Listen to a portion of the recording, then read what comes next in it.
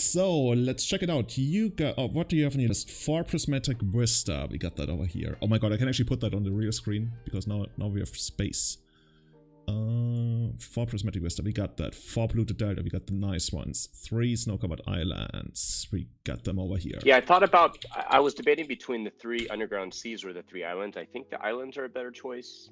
I think it's between either island or another fetch land. Or a fetch. Yeah, that's the only things. I'd probably go with the island just myself. But if you feel the fetch would be better, we could go with another fetch. Well, I don't know. If you want to go with the island, let's go with the island. What's the main reason you want to go with the island? Just so we can have like more proper lands to fetch to have more mana in the late game?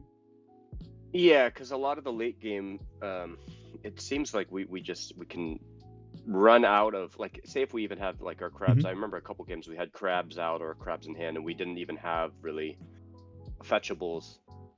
And that's one less underground sea we have to get if we're in a matchup that we really don't want to get the underground sea. Makes sense. Min, by the way, I'm not using title case thingy because if I import the list then it's gonna be all the wrong artworks, and I think it's quicker if I just like make the minor adjustments here instead of like having to change all the artworks for everything. Okay, 4 archive trap, 4 glimpse the unthinkable, 4 hedron crab, 4 ruin crab, 3 thieves guild and 4 thieves guild foster, 3 bitter blossom, 2 brain freeze, so one of them is gone, 4 ponder, 4 brainstorm, 4 visions from beyond, 2 days, so one of them is gone, drawn the lock we keep, and here comes the mystic, the fish. The mystic fish.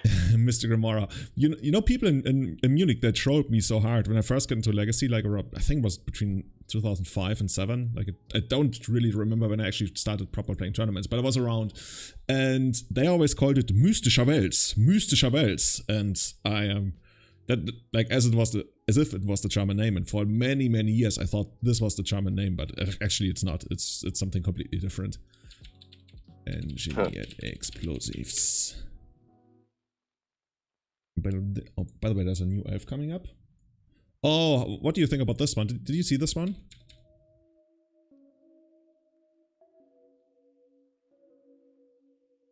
Realm Walker. Yeah. I haven't seen that. I wonder whether it's gonna have a spot on elves, but I'm not too sure. Interesting. It's one of those mid-range value cards that elves already has a ton of. It's basically kind of like a Beast Whisperer, but cheaper, but also less reliable. So, I don't know. I don't know what I don't know if I particularly like it that much, but yeah, it might have a place. It's definitely one of those cards where you're like, you know, maybe. It's not like Allosaurus Shepherd where everybody went super deep into it and it spiked to like over $100 or something. Yeah, it's still pretty high, huh? Okay, so what's the correct set to get this from? I think it was first released in M13. Like wasn't it Fifth Dawn? Oh, you mean a Phantasm? Yeah, the Phantasm over here. Oh, bitter. This one I know in German, Bitterblüte, which is literally bitter blossom. And you mentioned that we still need to cut something from the main deck. Maybe Chat can help us out. Chat, what would you cut from the main deck? We're currently sitting at 61 cards. Watch everybody like suggest a card we're definitely not gonna cut. Oh, we already have 2 of those. Okay, so card is gone. I think the negations were gone too. Yeah, negations and brains freeze. Okay. What have you, the rounds worked out really well last time. So much I definitely remember. I guess since we are just trying something experimental, we can just cut some. Basically, when you're trying something out and you're not sure whether it's gonna be a thing or whether it's not gonna be a thing, you can cut more freely because you're not making this life-altering decision about, oh, then it's not gonna work. We're basically thinking this card has a place, the Mystic Remora, so we can cut something, and it's not like a cut for eternity, like a big thing when you cut, I don't know, the 3rd terminus from Miracles, and it's never gonna come back.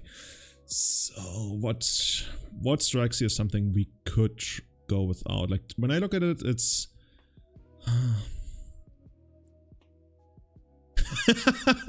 It's really hard to say.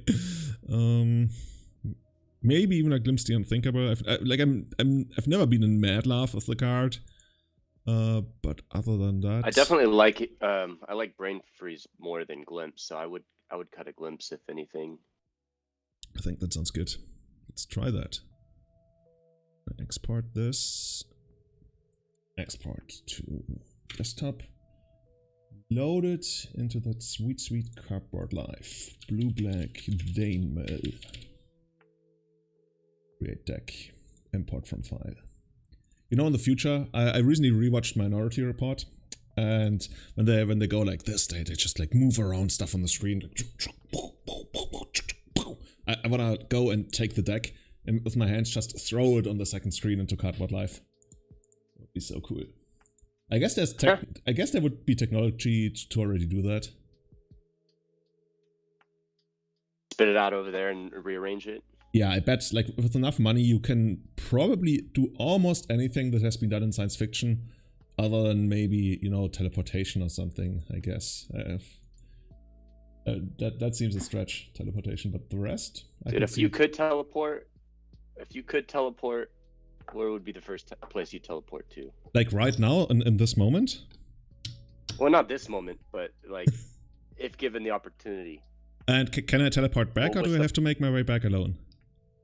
You can teleport back. Like I can teleport all the time. Okay, so right now I would teleport, or let's say right now, or like after we're finished, or basically, okay. I'd love to go to definitely, no. But it's awkward because I still have to work, so I gotta, alright, this is already hard. Yeah, but you could teleport to work whenever you need to. But I'm doing like home office, so I'm work from. Do people in the US actually call it home office? Everybody in Germany calls it home office, but in English everybody calls it work from home. Yeah, I mean it's the same. But is like home office a word that people use, or is that one of those fake English words that Germans use? We use home office. Okay. I would probably teleport to like a really cool place just to check it out, and then teleport back. Like, I don't know. Oh, that's so hard to say, man. Some like five-star resort in. But I still wouldn't have a room, I guess. For a minute. Yeah, true. I would probably like spend so much time just like thinking about it and I'd totally get lost. Okay, I would probably teleport to Tokyo because I've been watching a lot of like. Yeah, Tokyo would be very cool. Yeah, I've been watching a lot of travel vlogs from Tokyo lately, and I've really like felt this strong desire to go there. And from what I hear, like COVID isn't as bad there as well, and you could probably like get along with English for like, yeah, pretty well. And yeah, and would just like hang out there maybe for a day, 2, 3. I mean, it's the weekend anyway. I don't need to work, and then teleport back. That sounds that sounds amazing. Can we do that? Yeah, I'd want to check out one of their top sushi restaurants. You like sushi? That's like, I love sushi. That's my favorite food. Oh, have you seen the one I posted to Instagram? Oh, I didn't see that. Oh, you didn't? Oh, we gotta go there. We gotta go there before we jump into a league here. Also, I need to order the cards from Cardboard Life, so I guess we gotta wait anyway. Mr. Cardboard Life, where are you? Card holder. I saw the steak. Oh, the steak was great too, right? Sliced up that steak. You know what I'm gonna do after we're done today? Good. I'm actually gonna get, but make steak. I get a steak in the fridge, and then some barbecue fries, and that's what's gonna be for dinner. And I still have to figure out what I'm gonna watch on Netflix. Place order. By the way, shoutouts to Card Holder for making this so incredibly easy. Seriously, like I couldn't do any of these like non-elves content thingies or like so much other things that I'm doing without Card Holder. So definitely show them a lot of love. They're also like supporting tons of stuff. Oh, where is the food? There is the food. Where is the love? Where is the food? So this is me. And where's the sushi? There, this is something I did last year. I've been working on like my sushi skills for 10 years. And this is something I made last year. Felt pretty good. Looked pretty good. Oh, you made that. That looks like restaurant quality. That's like nice presentation. You know, the presentation and the plate, that's like half the job. Did you put fruit on the top, or is that salmon egg? This is salmon. So basically this is salmon. This is mayonnaise. This is salmon egg. In there, there's avocado. Oh, is this one? I think I did tempura, something tempura maybe. No, this looks like avocado. Tempura? Yeah, it says avocado here actually. And here I tried something. Here I put pineapple on top. I've never had sushi with pineapple, but I wanted to try what it tastes like. The fruit is interesting. I went to a place that had sliced strawberries on the top of theirs, and that was really cool. Oh, I've heard about that. I've never tried strawberry sushi. And this is something I did a couple days earlier where I used basically the same ingredients. And it's so hard, like if you're living that far from the sea, to get good tuna. Like salmon you can get, but good tuna is super expensive. And this is a knife I ordered from allegedly Japan. Maybe it's just like fake Japan, but I think it's pretty Japanese. Man, so good. Salmon's my favorite. Oh, mine too. Minifer is asking whether I watched Umbrella Academy. I don't know what Umbrella Academy is. Have you heard about it? I've never heard of that. Me neither. Is that on Netflix? It's probably kind of hard to say because Netflix always has like different shows in different countries. So it might be on, for example, American Netflix, but not German Netflix, unless I use a VPN, I guess.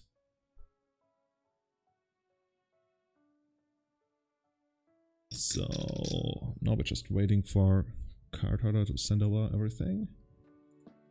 Yeah, the Phantasms were pretty decent. In the last couple weeks, I was playing in my little matchup too. Those seem to be really good, easy pressure. And you would bring them in against, for example, like Delver?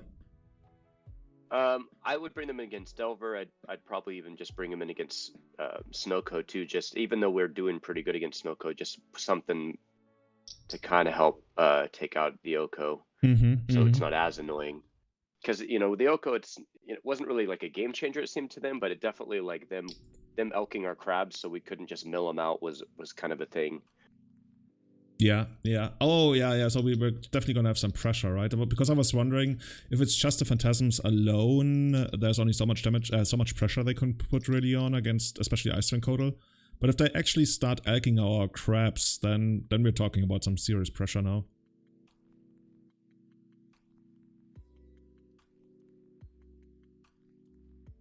Be here any minute now, I guess. By the way, speaking of food, this is from last year actually, I think. Yeah, 2019. This is Easter lunch, I guess. Easter breakfast actually in Germany. It's really good. Oh, that was great. Such a long time ago already. Hey, we have Mr. That plate on the bottom right. Chat. The plate on the bottom right reminds me of the. Do you ever see Elf when he's eating like the spaghetti with the maple syrup and all the candy and stuff? Elf? Did you ever see Elf with Will Ferrell? I think I didn't. What's it called? Elf. Oh, I know which movie. Yeah, I know which movie you mean, but I've never watched it. Or is it a movie or a series? It just kind of. No, it's just a movie. Everybody in chat is laughing about like me. He's downing like a plate full of spaghetti with like maple syrup because he's supposedly he thinks he's an elf from the North Pole. So he's downing like this. He's making a spaghetti, but he like dumps instead of like marinara sauce, he dumps maple syrup and all these like candies and stuff and mushes it all together. And he's like, it's a funny movie.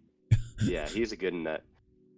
Okay, chat is shouting at me like really hard to watch this. Because I know, like when you mentioned Will Ferrell, I had this image in my head over here, but I've never watched that. Please, for the love of God, watch it, Julian. Okay. Guys, we're okay. 84% Rotten Tomatoes is good. And, in German it's called decent. Buddy, der Weihnachtself. It's so funny because, in German, all the movies, they get different titles. I mean... Blitz, maybe it is a little overrated, but I think it's still a good one. I think it's still one that people should watch at least once. Go. So guys, this mill rendition it's slightly different. I mean, you can see the list right here, but we need something to be able to fight Delver. I don't think we've beat Delver once. Yeah, I don't think we've come close a couple times, Delver but we struggled the most with Delver for sure.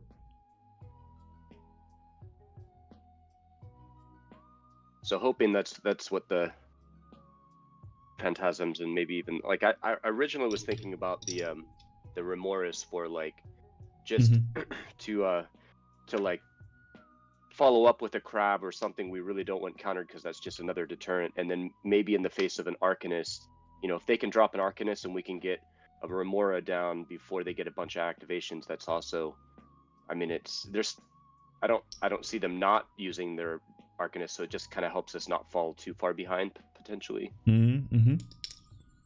I wonder how that's gonna work. It's gonna restrict our mana a little bit, but it's also gonna make them more hesitant to cast their cantrips and stuff, and flashback stuff on. I guess if they flashback stuff on the Arcanist, we also get something that's nice. I wanna see how that works out.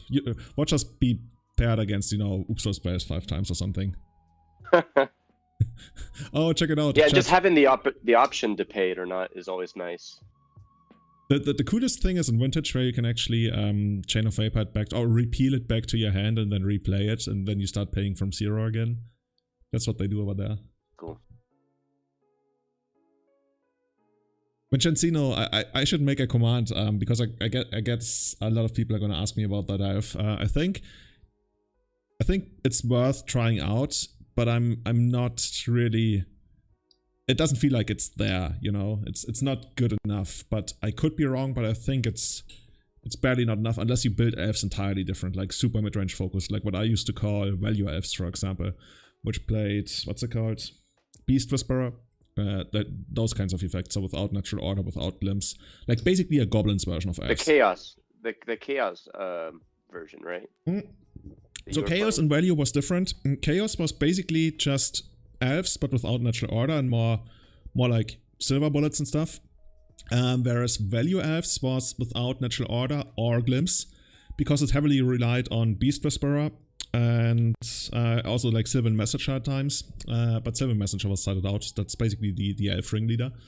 And we didn't really have, like, our setup wasn't so that we could really support Glimpse of Nature anymore. So we basically played more like a goblins version of elves, and that was specifically designed to target Checkpile.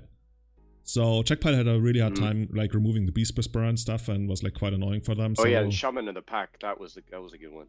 Yeah, Shaman in the Pack was in value elves, for example, and that was really cool. And yeah, ever since I've always been wondering whether there's a way that we can bring that kind of playstyle back and make elves a little bit more like a goblin stack, and maybe at some point either get Wile or even Daze into elves. Like elves with Daze and Wasteland was something I was actually just thinking about just before we started streaming today. Elves with Daze and Wasteland. That would be awesome. So sweet. Yeah. Man, every time I see Hive Master, that's the one that gives you life for each elf in play, right? Hive Master, you mean? Yeah, is that Hive Master? But Hive Master is the one, every time an elf comes into play on either side of the board, you get a 1/1 insect token. Oh, do you get the insect? I'm confusing that with the Lifekin one. The Lifekin one is Essence Warden, but I'm not even sure she's an elf. I think she's a human. Oh, you mean Wildwisher, maybe? Wildwisher, yeah. Yeah, that's the one you tap. Have you ever used that one? In Legacy, no. In Pauper, so much. Like in Pauper, it's a real staple. In Pauper, I've gained so much life with Wildwishers that my opponent literally couldn't kill me anymore before they decked out. So if they had like all their creatures into play on turn 1 and they attacked me like 53 times, it wouldn't be enough. I had like, I don't know, 800 life or something. It was insane. Oh, wow. So, we're gonna keep this, right? Yeah, this is a keeper. I like it. Here we go. Can you still hear me if I put myself to please don't disturb on? Yeah, I think you should. Because I'm getting some messages on Discord. Yeah, I should do that too. Yeah, Wildwisher even used to be a card in Extended Elves. Especially when everybody was playing Elves in Extended. When I had my long break in Magic and I got back into it very briefly, like 8 years ago. Because a guy at my college was playing, and I told him, hey, I got a ton of cards, and we like traded a little bit. Every time I see Wellwisher, I remember I traded a foil Urza's Legacy crop rotation for a Wellwisher and like some stupid enchantment that you win if you have like 200 cards, and I thought I would make a deck out of it, and I'm like, oh, Battle of Wits. I was kicking myself. Yeah. Every time I see the Wellwisher, I think of that. The thing is, like, I think everybody has these kinds of stories. It's just like part of the experience, but it certainly sucks, right? The Versus Legacy crop rotation, I would guess it's like more than $100 these days. I think it was at some point at least. It might still be. Yeah, I think it's still over 100. I mean, I've since rebought it, because that's usually my 61st card in Elves. I love it. I really like it. Like, a major reason I like it so much is it's one of those cards that used to be there when I started playing Elves back in school. Back in, like, when I started playing Elves Magic altogether in 1998 or something. And not many of those cards really survive to this day. Like Cradle, Crop Rotation, Lano Elves is still a thing. Quarian Ranger is still a thing, but I think all the other ones are gone now, like playability-wise. And yeah, Crop Rotation always gives me that feeling of, nice. Isn't the flavor text something like, maybe Lotus this year? Yeah, maybe Lotus is this year. Yeah. Are we on the play? Yeah, we're on the play, but we're waiting for the opponent. They already lost 2 minutes of their clock. Overvoltage is asking, have you seen the price of Opt since it started seeing playing Modern? Like, of all the cards in the world, I would have never thought that Opt would be worth more than 50 cents. I have no idea how much Opt is worth. I'm pretty sure I have like a original printing foil Opt, but it's in my crap binder somewhere. Like, it's not even in my apartment, it's in the basement in the crap binder. Right, here's our Delver matchup. Yeah, now we're gonna see how that's gonna work out. Well, this can fetch either, that sounds good.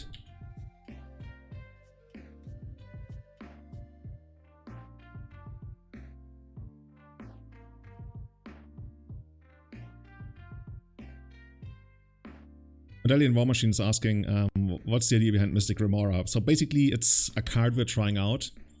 Kevin has already tried it, and you've been pretty satisfied with it, right? Well, yeah, it's so far been pretty decent. I mean, I had a few matchups where it was amazing, like versus Storm, that was pretty rad.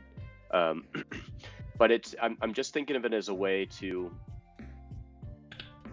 because a lot of our games tend to go fairly long, and we end up having at times like a lot of mana that we don't really have anything to use just because we're not doing stuff. So if that's a card we can drop and then somehow be a deterrent for either removal or counters or cantrips, anything to help us get back into the game instead of, people getting further away from us. Makes sense. By the way, and also versus like Arcanist. I'm gonna fetch on the upkeep here, since we already know we're gonna spend our mana.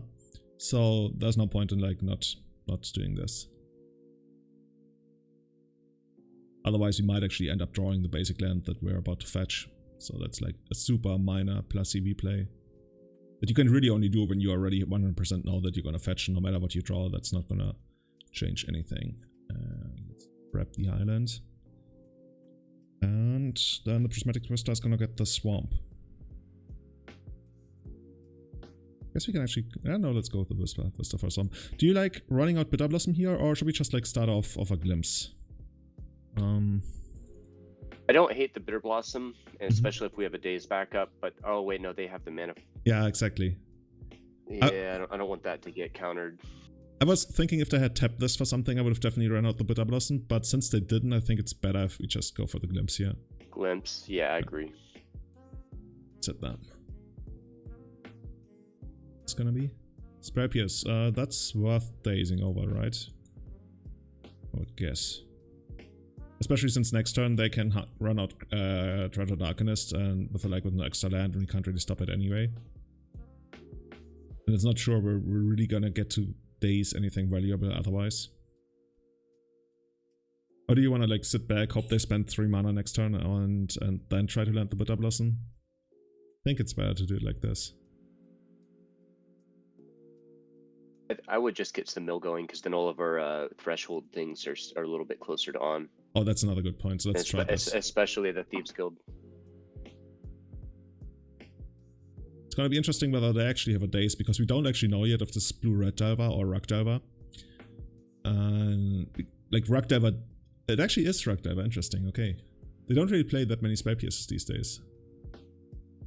I wonder whether they have Oko in play now, and didn't wanna daze back so they can land Oko next time, but no, that's not what's happening.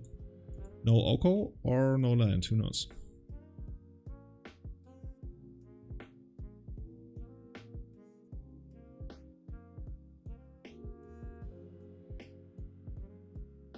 So who in chat has already played against Mill and Elves in Legacy?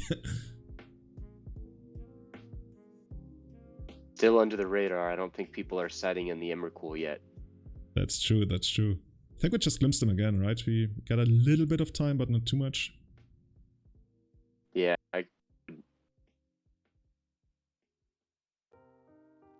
if they're worried about that and they counter him, then the Bitter Blossoms are just that much more likely to stick. That's true. So they actually did have the days, which makes me think they might actually have Oko or something in hand. But at this point, they can probably just try to kill us with the Delva. They don't even need Oko. Oh, Flooded Strain. So now our Archive Trap is gonna be live. Let's see if that's gonna work. Oh, more cantrips. I mean, cantrip. Every 3 cantrips they play is like a mill 3 for us, like a crab activation. You want to trap before they get the ponder resolved?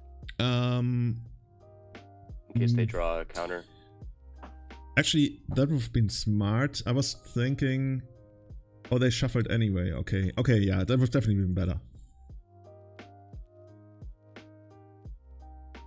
Let's see what we're gonna hit here. Okay, we got them. Bunch of stuff. I think the most interesting thing is always to keep track of like how many hard counters there are left. They usually play 6.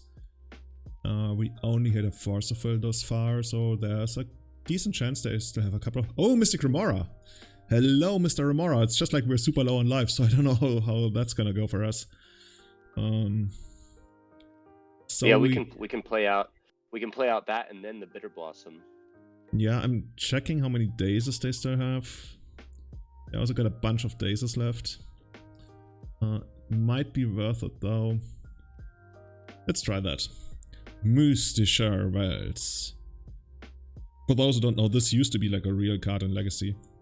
Like semi-real, not like super real, but it saw play here and there. Wait, is this main deck? Oh no, bold, okay. Yeah, and I think now we have to go for the Bitter Blossom of the Underground Sea. Just because we want to preserve our life total. Then we'll see how that works. We got 6 turns to mill them. Okay, they daze it. We draw an extra card. Oh, Ruin Crab, okay.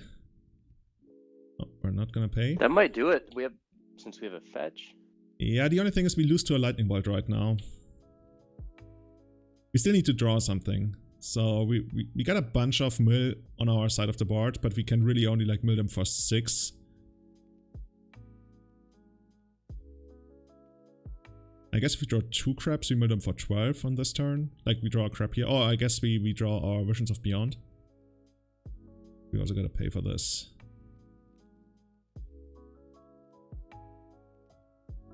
Or I guess what's our removal spell called? The 2-mana removal spell? Oh, that's not doing it. Drawn in the Lock? Drawn in the Lock. That might have also helped out, but here we're just dead. I guess we can... Actually, we probably shouldn't show them the crab. They might be able to guess that we have the crab, but I think it's not worth it. Is there anything else that's interesting here? Young Pyromancers, Dreaded Arcanists. Ah, okay. 3 Dreaded Arcanists, 2 Young Pyromancers. I think that's what Jarvis Yu recently played in a league. Or like in some tournament. Julian, when will you up elves on YouTube? I'm gonna record more elves on this weekend, and that's gonna go on YouTube. Right now, I think I have 1 league that I haven't uploaded yet, so I might actually do that tonight to my Patreon YouTube, so that's gonna go live maybe tonight or tomorrow morning, and that includes elves and what's the other thing? Oh yeah, Armageddon stacks. And then, like, something like a week from now, that's also going to be on YouTube. Unless you're a $5 or up subscriber and a Sentinel subscriber, then you can have access right away. So, what do you like in this matchup? I'd bring in the 4th Bitter Blossom and the Phantasms. Potentially the engineered explosives. Yeah, I don't know about these. I kind of feel I want them, but I'm not sure. I don't really know. They take out our crabs. They take out our Bitter Blossoms, our dudes. Honestly, I'd rather have 4 Phantasms now that I think about it. Maybe the Borrower is even worth it. I'm not sure. What are we actually gonna take out? Where do we start here? Brain freezes are probably like too clunky for further diver matchup, I would think. Yeah, I was just thinking about the brain freeze is probably not what we want to be trying to do. Could see like Days of Stand because we're on the play, but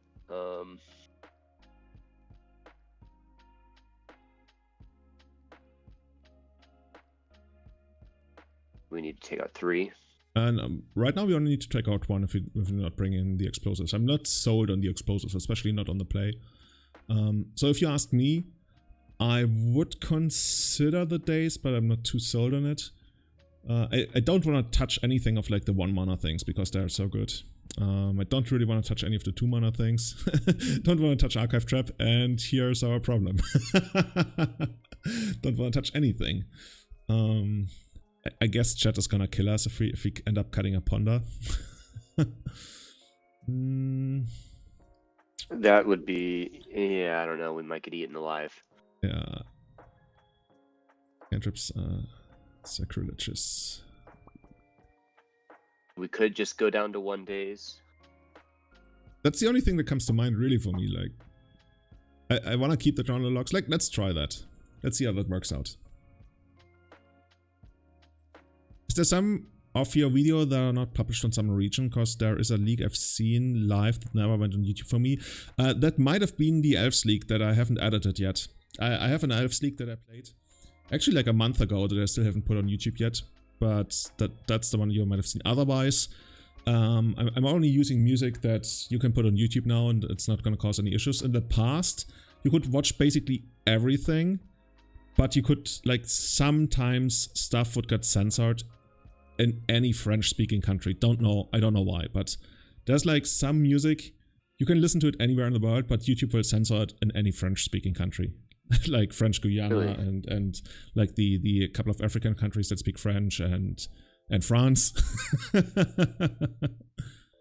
France is just hard on that. Wow. Yeah. Okay, so I guess we're just gonna run out our crabs, right? That seems good.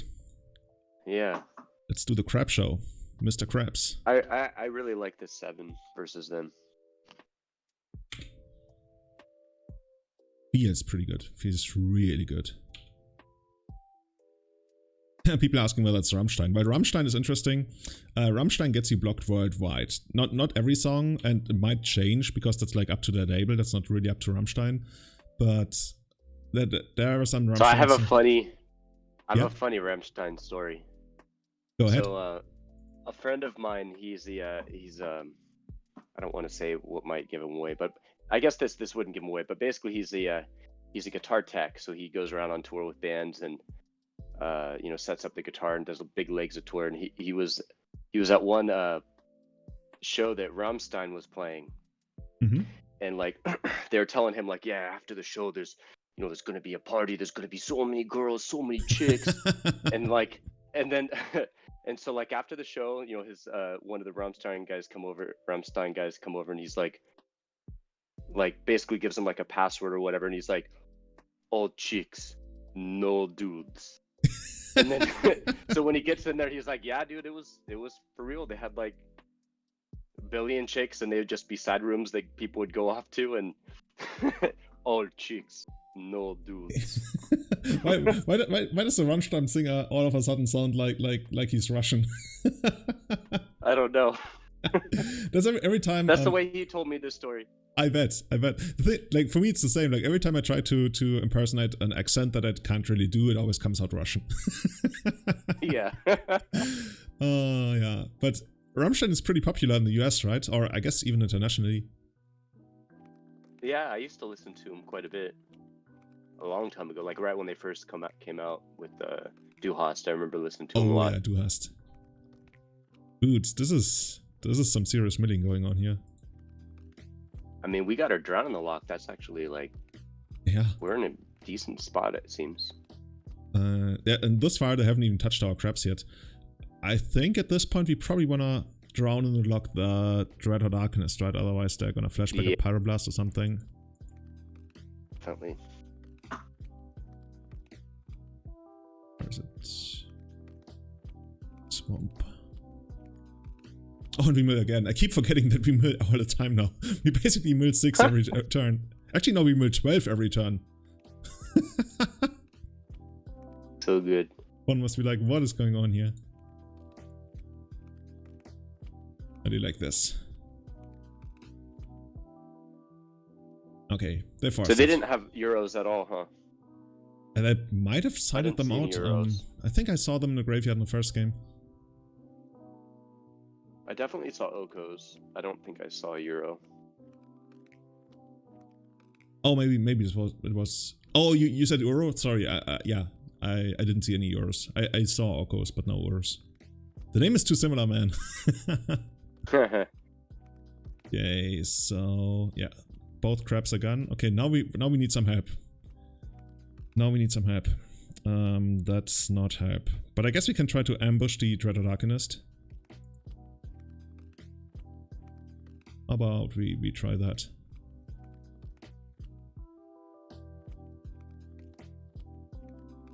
Good.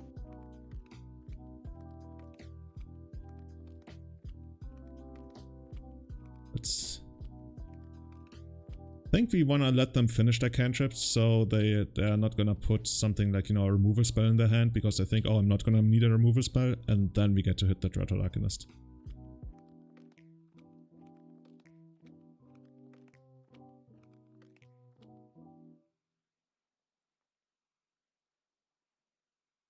Here we go.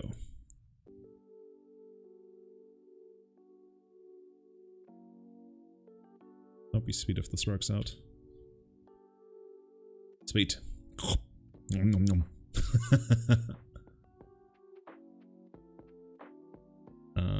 Okay, too bad. That always feels good. Yeah. But we need help. I mean, Phantasm would also be good. Chase Phantasm, give me 4 of those in the sideboard. Okay, this one, well, I guess you can flash it in again. We can't raise the Delver this far. Dude, I'm feeling the Phantasms. We haven't even like used them yet for anything, but I'm feeling them in this matchup. Just like, yeah, the situations where they would be great in. Yeah, they help us stabilize. This land doesn't do anything. I guess it casts Oko. Oh, Clothis. Oh, that's a problem. Can't really do too much about this guy.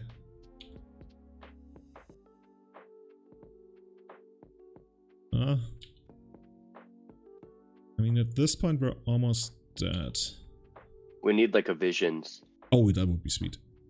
You know what this needs? This needs lifelink. Wizards, come on. It's not that hard to put extra abilities on creatures. You've been doing it for 2 years now. Did they... What if... Did they ever make a leyline? Like a lifelink leyline? Not a lifelink leyline. They have Leyline of Vitality, which makes you basically gain 1 life every time a creature comes into play. On your side. We came close. So we're just dead to the... Yeah. We are just dead to the Clothis even, yeah. We got them down to 8. Wasn't bad. It's the story of our lives, man. We always get them down like super low, and then we barely don't get there. But the Phantasms would have been sweet. Like really good here. I think like there's nothing they could really down about that. If the Drown on the Lock resolved, I think that was game. Oh, look at this. Because then they wouldn't have taken out the crabs. Vision's the next draw. I guess they would have taken out one of them. Like literally Visions the next draw is Visions. Oh shoot. So we go like Visions, Glimpse them, GG. Man. Even get to look at the next 3. One day. Yeah, so close. One day we'll get our Delver. If somebody's playing yeah, Delver, guys, that's been like the worst matchup. I'm tempted just to like pay my friend to play me like 20 Delver matches, just so I can like craft like the perfect play for them. It's pretty common. Yeah, it's definitely the most played deck. So unless you crush everything else, you definitely wanna be like at least even against Delver. I wanna say. Yay! Is this working? Yeah, this works.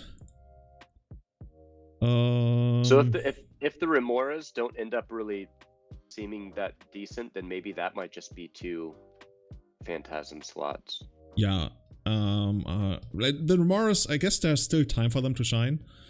But yeah. But overall, Phantasms would be really sweet. They actually become 5/5s, right? Not even. No, they become 4/4s. 4/4s, right? That's what they become. Yeah, they become 5/5s. Oh, 5/5s even. Okay, that's pretty big. Bond has no idea what we're doing here. More Actually, I don't mind Huh? playing against more Dover. We need this Dover. I think we're just gonna get more lands and do it like this.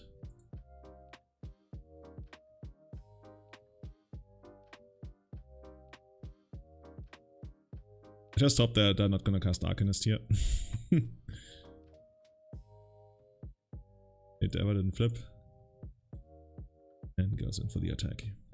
Ideally, we'd have a turn, you know, where we Archive Trap Daze and Brain Freeze while they play stuff in between. You know, we might actually wait for that. I don't hate that. We already know that we're, like, if they really end up doing nothing, we can still, like, end of turn Brainstorm and then fetch or something, or even just, like, draw Underground Sea from the top. But if they go for something next turn, and then we Archive Trap, and then they Force, and then we Daze, and then something happens, and then we Brain Freeze, I think that sounds like pretty good value. Yeah, let's try that. Let's try that out. And that's why I'm kind of always hesitant to go lower on Brain Freezes, because, like, they're fun turns when you can pull off a big one. Yeah. Yeah, especially when we played against Control and stuff, right? That was insane. Okay, so they're drawing Force from the top, but there's not too much we can do about that. It's basically what we envisioned, like something where we Archive Trap, they Force, and then we try to make something.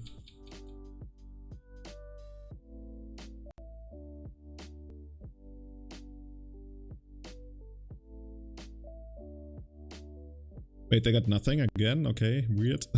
What's going on here? Okay. What do we have too much of? I don't hate flashing in the Thieves Guild Enforcer, even if it makes us fetch something. Like I want to use our mana really well. I don't hate the Thieves Guild. Visions. Like if Archive Trap goes off, Visions is gonna become active like pretty quickly. Like we got basically a ton of stuff already. Like I could see putting away a Ponder. And the Daze is losing value so we probably should get rid of the Daze actually. You know, they're sitting on like 3 untapped mana. I don't think the Daze is really going anywhere. Or doing anything. And I think if we get rid of the Daze, maybe we should also get rid of the Brain Freeze. Like right now we're more like of a tap out game control plan.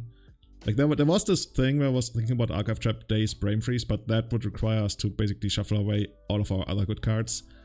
And I think that's where I wanna go. It's basically between the Brain Freeze and the Glimpse. For me. I think that sounds... Yeah, let's put away the Daze. Yeah. Daze and Brain Freeze. Right, that. And then let's get the Thieves Guild going. Oh, Stifle! Oh, that's awkward. I guess you're gonna draw all of those then. I haven't seen Delva with like proper Stifle in quite a while. So we know what we're gonna draw next turn, which is gonna be a Daze.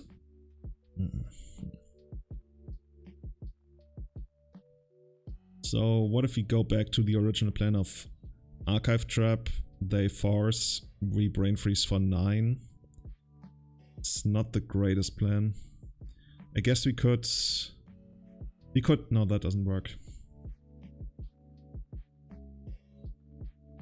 What if we just like glimpse them just to get it out of our hands? Yeah, I would glimpse. They might counter it, not realizing that they probably shouldn't. Yeah. Okay. Oh, it actually, I think this might actually be Shadow even. Well, probably not Shadow because they didn't fetch like... Wait, Phyrexian Dread, not... Oh, this is Dread still. Oh, and we're already getting Dread stilled. Oh, and this is some powerful stuff. Battle cruiser operational. Okay, so much for this is Delva. I guess this one eventually has Death Touch, right? That's how I keep forgetting it has so many. Yeah, it has Death Touch. If we ever get them to enough, well, we already have them at enough cards. But they're gonna have Trample though. The Dreadnought has Trample. So we can like buffer. Yeah, we're basically guaranteed to go to 8 from this, and then we take 2 away. So we take 10 from this. That's too much, and we can't win on this turn. I think It's already over. Do they? Yeah, they know Yeah, that we are done. Okay, this is not something I expected. This Yeah, that used to came be a out of deck nowhere. over 10 years ago. It was actually pretty good back then.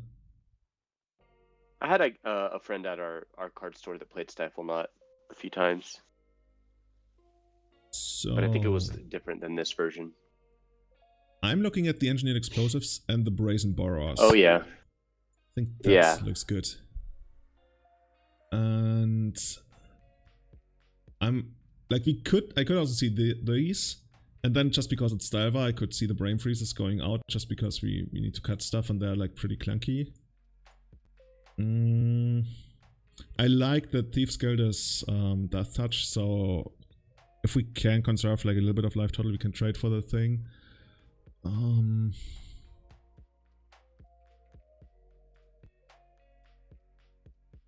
basically still need to cut 4 more cards.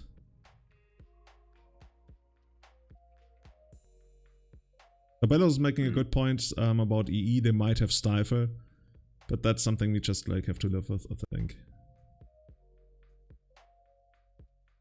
Most of the time, they would have probably played their Stifle for the Dreadnought trigger, anyways. Yeah.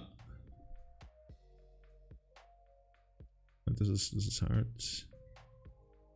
Like once again, I'm kind of looking at the dazes, and I think Bitter Blossom is pretty good here too. And then we are left with basically, I need to cut 2 more cards, or 3 more cards even. Oof.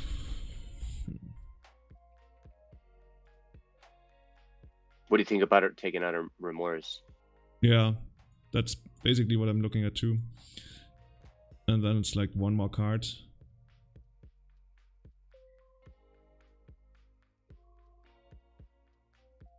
I wonder how good those are gonna be, because they're like not really doing. They're like Delvav. I think let's just go ahead and cut 1 of these, especially since we're also bringing in Engineered Explosives, and yeah, and try that. How much Dreadnought opponents use in main deck? They usually have 4 Dreadnoughts. They usually have 4 Dreadnoughts for Stifle, and back then they would also run 2 Trick Bind. But I literally can't tell you how they are working right now, because there's also like potentially vision charms that people could use. Okay. I don't hate this. It's not the greatest since we don't have fetch lands, but we could always draw into fetch lands. Hey Mark, how's it going, man? Decent mana, Archive Trap. We're gonna go with it, right? Yeah, I like this. Let's try this. Every hand that gets a turn 1 trap feels like a good hand. I wonder which kind of removal they have. They probably have Dismember. Yeah, we saw Dismember in the first game in the graveyard. There's not really too much removal you can really run in these colors. Fatal Push, Dismember. I guess Snuff Out could be a thing, if they really wanted to. It's fine. Come on, fetch land. No, but this is still decent.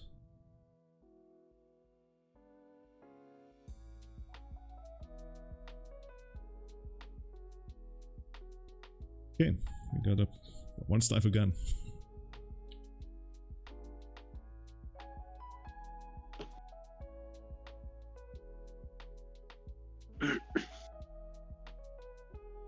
Okay, this is a funny deck. It's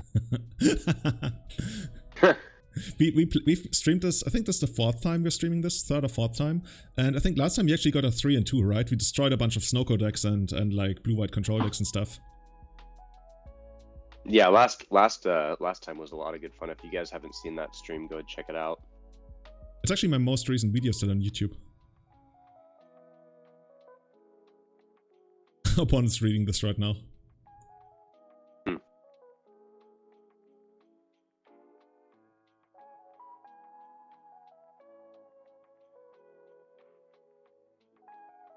We've had some really fun wins, actually. Like in the past few streams, we've had. What was that last? Against that Japanese player, we had a really quick game 3. We were like super low on time. I think we had like 5 minutes left to win game 3, and you're like, okay, let's play this quick, and we like won on the 3rd turn or something like that. Oh yeah, against Sylvia Like, Wataru. it was just like bam, bam, bam. Yeah, that guy is really good. That's one of the most successful Japanese streamers I recognize on Magic Online, and he's also on Twitter. and tweets about it, but I can only ever like auto-translate that stuff. Do you speak Japanese? No, no Japanese. I used to speak a little French and Italian and Spanish, but I've since forgotten most of that by now. Did you just like randomly pick it up, or is it something? Oh, it's just a school. Ah, cool. Yeah, I took classes. That's cool. What's this, by the way? Scroll of the Fate. Oh, so you manifest the dreadnought from the top. I see, and then you flip it over. Okay, that's cool. This one we can't really do anything about, right? And they also didn't fetch this turn. It's being attacked. Place snow-covered island. I guess we can brainstorm in response, because otherwise, what are you gonna do with it anyway? Makes the most sense.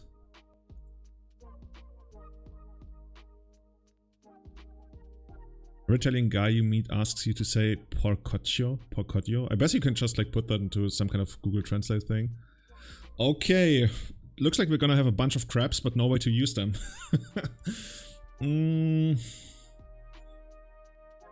This is awkward. Like right now, we're actually. I mean, if we could. We're racing them with our Thieves Guild Enforcer even.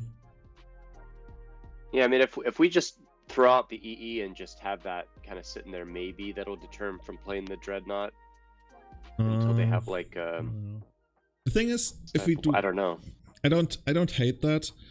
There's like a world where we just run out the crabs over the next 2 turns, and then we just hope to draw fetch lands. And then our fetch lands are gonna be like, oh my god, I can't do that kind of like math. 12, 24? 18. Something like 1, 2, 3, 4. Oh yeah. 4 times 6, 24. Yeah, 24 a fetch. The other option is to run this one out, like you said, and then just like sit on our stuff. I don't hate that either, since blue and black can't really deal with this. On the other hand, I'm also not too thrilled and there's about also it. another world that a world that we just draw into hard casting Archive Trap too. That's true, that's true. The reason I don't really like running out the explosives and hoping they don't cast Dreadnought is if they think that it's advantageous to them to cast Dreadnought, then they will still do it anyways. And at that point they even know about the explosives, so they might like try to play around it by having a stifle ready. Whereas if we keep it on hand, then it's a little bit more awkward for them to figure that out. So I think we just put this away, because we're not gonna cast that next turn anyway, and this. And then we're just gonna run out the crabs over the next 2 turns and see what happens. I told you about that one super, the most oppressive win I've had so far. The most oppressive one? Oh, the one you sent me on Discord, where you totally destroyed the guy? Yeah.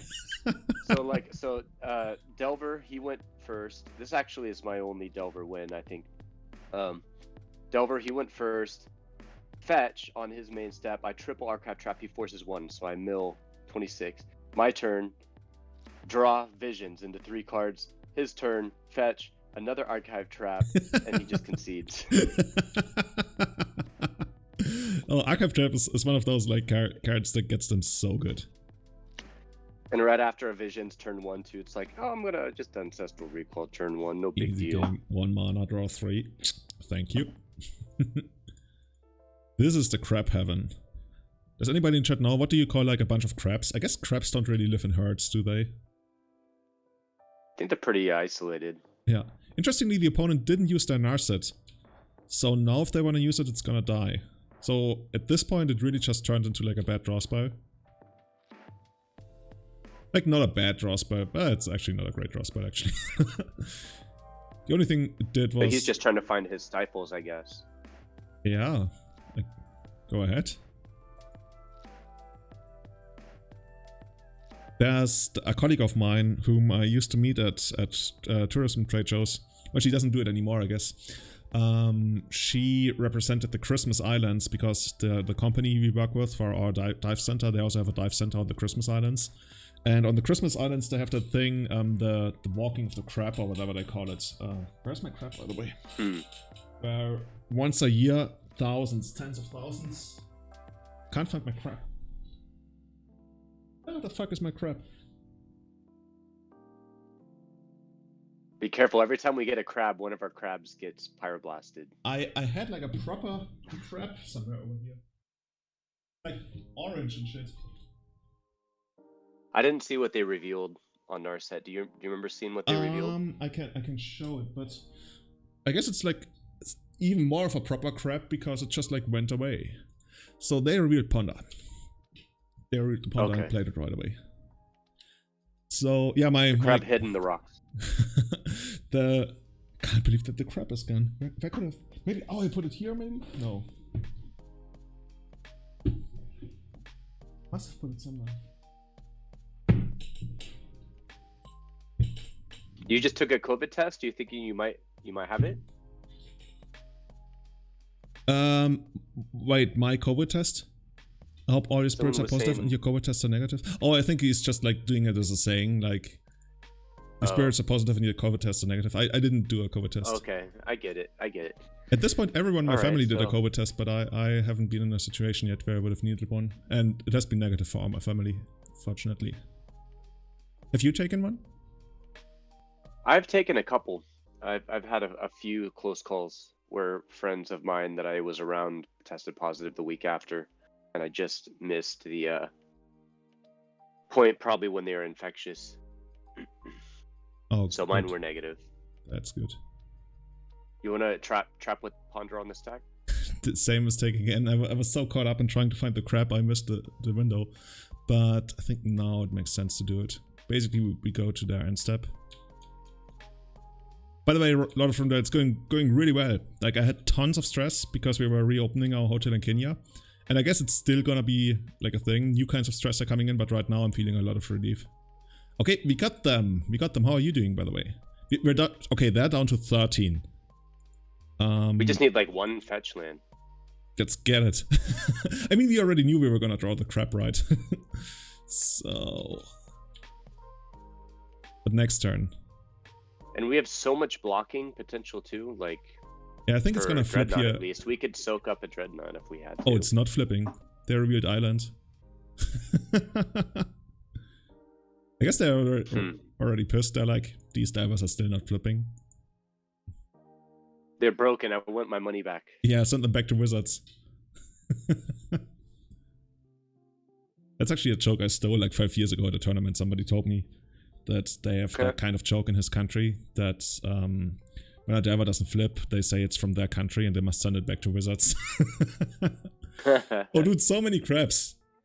At this point... But I guess we can just like keep attacking. I think I missed the attack on this one last turn. And they're still not using Narset. They're like, no, I'm just gonna take a hit and that's it.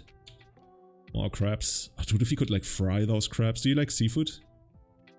Oh, that's my all-time favorite. Like sushi is my ultimate favorite, but anything seafood, like anything crab, any like shrimp stuff. Like I love Thai food, like the shrimp tom yum kong, or tom kha kong. I think that's how they have it here. I don't know if that's the pronunciation, but I have no idea. But yeah, seafood is it's amazing. Like the lemongrass coconut milk shrimp soup. Pon saying, yo, that archive trap was nasty. Lol. But yeah, seafood is the best. If I had to choose like any kind of food and I could only eat that for the rest of my life, like broad categories, I would definitely pick seafood. Oh yeah. And my friends... If I was stranded on an island, yeah. Like I used to spearfish and stuff too. Like I used to do like go out there with the spears and actually like almost got a halibut one time. And I used to go to the island near here where we live, where there's an island off the coast and there's a good spearfishing over there. Oh, that's cool. But this could be the most devastating engineered explosives in the world. We can basically kill like, how many is that? Like 8 permanents? Oh, and we can find the fetch land. Oh my god, this is for everything. They can't even like stifle or any okay. You know what we should actually, oh no, they can't do anything, they're dead. Yeah, they can't do anything about it. That's like I gotta screenshot this. This is like you the gotta crap. If you post it or send me to Discord, I'm later gonna tweet it. I don't even know where to put them to like get maximum value out of it. Something like this. Actually, I'm gonna take a screenshot too here. Waiting for the conceding. Okay. So they have they have two back to basics actually. I'm not too worried about it. I used to be really actually concerned about back to basics, but ever since the deck has, I've kind of leaned more towards just only fetching basics. It's not really bad. So Dreadnought. It's just like 2 Dreadnoughts. Well, there might be more in the library or in hand. What do you think they boarded in? Maybe the Flusterstorm. Probably the back to basics, because that doesn't really strike me as a main. Oh, you know what? Oh yeah. It's like, this is straight up mono blue. I totally missed that in the first game. I thought they were like black as well. But this is straight up mono blue, so the back to basics might actually be in the main deck. It doesn't really feel like they boarded too much at all. Like, maybe Flusterstorm. Maybe they have like an extra Narset or Force of Negation in the board, but those could easily be main deck cards. Or no, I think I only see 2 Flusterstorm. I think they might even just be rather weak to our normal beatdown plan, other than True Name Nemesis, which is something we can't really answer. But that's also like super slow.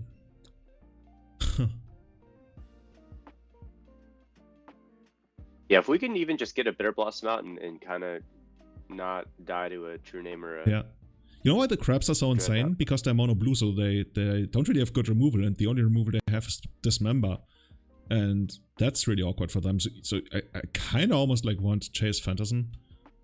And maybe we even take out an EE. Like, I'm not too high on them anyway. I wouldn't hate that. Yeah, let's try that. I really like the Chase Phantasm now that I've seen their deck. Mono blue diver. So yeah, 2016, my friends and I, we went to Scotland. We basically rented a cabin in the Highlands, and then we went to like a tiny fishing village in the Highlands. And I got I don't know what they called it. I guess in the US they would call it like the seafood bucket galore or something, but they just called it something Scottish. And it was like this really, really big basket full of seafood. It was like 50 or 55 euros, and I thought I've never spent this much on a single dish, but I want that so badly. And then I had that in Vegas. I got that in Las Vegas one time. They had the tower, like the seafood tower. Seafood tower sounds exactly like the kind of stuff I want. Dude, I actually... Kingdom, I think we've won by beatdown before, Kingdom. We've won by beatdown, haven't we? Yeah, kind of MTG. We've won by beatdown actually, I think a couple of times even. Yeah. I wouldn't hate sending away the Ponder actually. Like, we got a bunch of those. We got this to answer the Dreadnought. And then the Ponder is basically surplus. Yeah. Yeah, I would put the... Let's do that. Ponder away. Oh, but no, I wasn't talking about seafood. I was talking about like about sushi. I was talking about the seafood bucket. Yeah, for sushi, especially for like if you go for sashimi and stuff, you can spend a lot of money. The place by my house, not in COVID times, but they usually have an all-you-can-eat. It's like $22, and it's actually pretty high quality for all-you-can-eat. Like, usually the all-you-can-eats are like obviously not very good, but I mean, you go to a quality sushi place nearby, even here, like the best place around, you could spend over $100 and easily, right? Yeah, easily. I remember a couple years ago I went on a date and we went to a sushi place. And I picked up the bill in the end, and just between the two of us, it was 160 euros. But it was one of the nicer sushi places, so it's not like 15 euro all you can eat, and that's it. Like, I can definitely do better sushi than that, but the one they did at the restaurant, wow. Yeah, one of the places in Japan that I'd like to go to, I think they stopped even serving to the public. They only serve like, if you're like a prime minister or something, the presidents, would go and eat there. But they had like a 2-year wait list back, I think, even when they were serving to the public. So basically, like, and it was like $300 or something. You gotta know. Is it the one that? Oh, Vapor Snack. Okay, that's okay. Is it the one they what's it called? They did a documentary about Shiro Dreams of Sushi. That place. Yeah, I think so. Yeah. I saw the documentary about that one. Yeah, I've seen that. Good one. And I think it's like 300 euros to go there. And Obama and Shinzo Abe, the then prime minister, they went there and had food together. And like supposedly it's just like every little bit about that is just perfect. And that guy's been doing it forever. Yeah, in the documentary they talked about how they were massaging the octopus before they serve it to you, and then they decided, hey, we're gonna massage it like for 40 more minutes than we initially wanted to, and it's like really Because it's a little tense. It's a little tense. It needs some relaxation. Okay. And I was surprised to hear that they actually aged their tuna in like freezers. I didn't think sushi was ever aged. I had no idea. Actually, I don't even remember that, but yeah, don't you mention it? I mean, you know what? Maybe I'm gonna rewatch that tonight. Maybe that's what I'm gonna watch while I'm eating steak. Okay, so this is a problem, and so is this. So we're basically guaranteed to take the damage of this, and if we Brazen Borrower, or I guess it's called Petty Theft, this one back, they still have the Force of Will in hand. So... we basically want them to spend the Force of Will on the Thieves Guild Enforcer, right? Yeah. That's... I'm just like trying to see whether there's a world where we petty theft and then they force that and then we run out the Enforcer and then we can trade the Enforcer for this. We are guaranteed to go down to 9. And then if we put the Enforcer of this, we take 10, but then we take another crab in front of it, so we only take 8. So we go down to 1 life, but keep the crabs and they got nothing. So I think that's not the worst. I don't hate that, honestly. But I guess we can try all of that, really. We just... Babel, I don't think crab's really going to eat a force right now, especially when they have 47 in their deck. I'm pretty sure crab is not going to eat a force. Crab is definitely not going to eat a force. Yeah. I like maybe potentially sneak attacking the Dreadnought. Yeah. Although we're going to be pretty low. Yeah, but I guess the thing is we're going to be pretty low, and then we still haven't dealt with the Delver, so I guess that's an issue. So maybe we actually run out the Thieves Guild Enforcer main phase and hope they force it. And if they do it, then we can Brazen Borrower this one, because that's the only way we can really win. Because if we ever start with this is gonna get forced. And then if this resolves, that doesn't win us the game. Then we still lose to Delver in the air, because you can't mill them that quickly. I mean, we might be able to just block enough and then, take out the... him. And if they force the Brazen Borrower... Yeah. Then they haven't dealt with the Thieves Guild and they still die to Death Touch, and we could still play the Thieves... the Brazen Borrower to block in the air. Well, we can't... If they force this goes to the graveyard, then we can't recast it. That's the problem. So if you use the alternate thing and they force it... It doesn't go into the exile. Yeah, exactly. It doesn't... It has to be successfully cast. Yeah. It doesn't go into its own adventure. So that's why I think we really gotta start on the Thieves Guild Enforcer and just hope it draws a Force of Will. Okay, yeah, let's try that.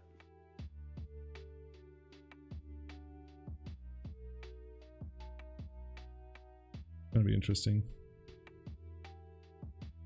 I mean, if they... Okay, we still have the out that we just draw something from the top that deals with Delver. That's still something that exists. So we could still get a Drown in the Lock.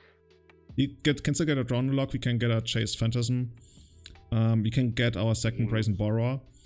And I guess we can also get our one-off Engineered Explosives, even though that kills a bunch of our stuff.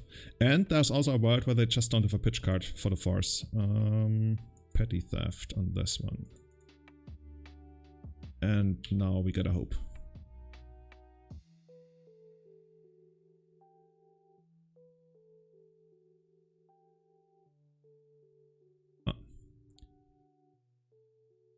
Wait, it's still in the exile? It shouldn't be, right? Oh, they Force of negated it. That's why it's in exile, okay. So they pitched for... What did they actually pitch? Yeah, they pitched Force of Will, okay. The crabs need reach and a little bit more power. I always felt like they should have 1 power. Like, right. Come on, man. 1 power, that's all I ask. Go down to 9 and then we take 8 of this and then we go to 1. Okay. I mean, if we rip something, I think we're actually in a decent position. The only thing is we can't like crack the fetchlands anymore, but I guess decent position is too much. But Chase Phantasm would be pretty sweet.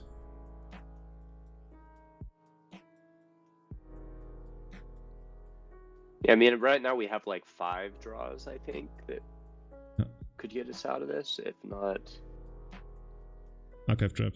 Not exactly.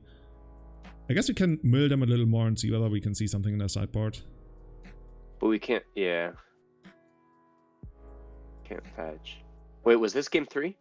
I think it's game 2. I think we won the first game, but I'm actually not sure. No, this is game 3. I'm pretty sure this is game 3. We're also down to 9 minutes. Yeah. Okay. Dude, the Dreadnought is not something we can really beat very well if they can protect it. We're not very good at blocking like 12-12 tramplers.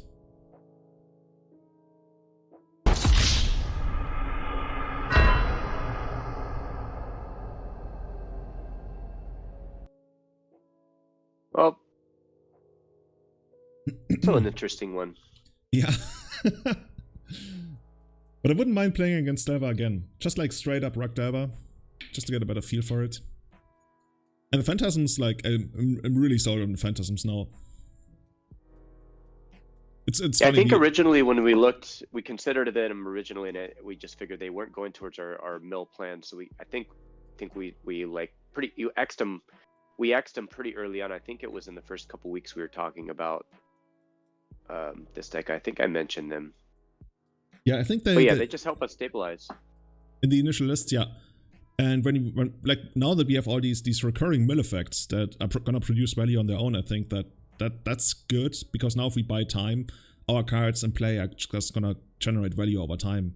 And we're not that dependent on drawing extra stuff. And even if the extra stuff is like, lands or fetch lands, we can still mill with those, and that's kinda cool. Yeah. That was spicy. Yeah. We're doing spicy. Oh god, I could like really eat some spicy crabs. How spicy? Oh, so hey, speaking of spicy, I don't know if you've ever seen the show, but there's a show where they do called Hot Ones, and they do like a buffalo, like they do like a chicken wing hot sauce eating gauntlet, like 10 chicken wings, and like the number 10 is like the spiciest hot sauce like ever made, basically.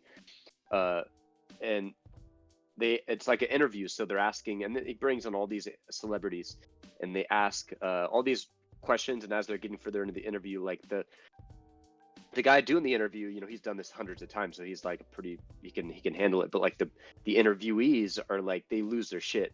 They like start like hallucinating, and they like start talking gibberish and stuff. Like they lose their shit when they're doing this. I've seen a show like really this funny. where they had that celebrity chef, what's his name, Gordon Ramsay, on, and he did he was on there. that. Oh, that's He the was one I've on seen. there. That That's one. the show. That's hilarious, Yeah. actually. And he's just like shit. Yeah. And he brought like a whole goodie bag of like, he downed like a bottle of Pepto-Bismol, and he brought all these donuts and anything he could try to do to mellow it. So how spicy can you go when you eat stuff? Well, I can go like habanero, decent like amount of habanero, and that's about as spicy as I could do. I've had a chili before that was supposedly ghost pepper, but I don't think I had a whole lot. Usually I just like jalapeno, and that's kind of where I like to keep it at.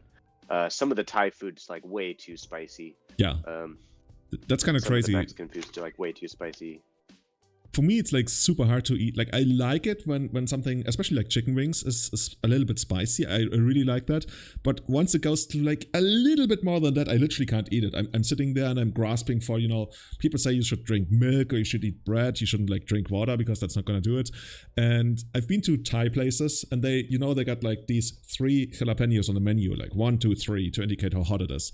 And I ordered something without any of those indicators.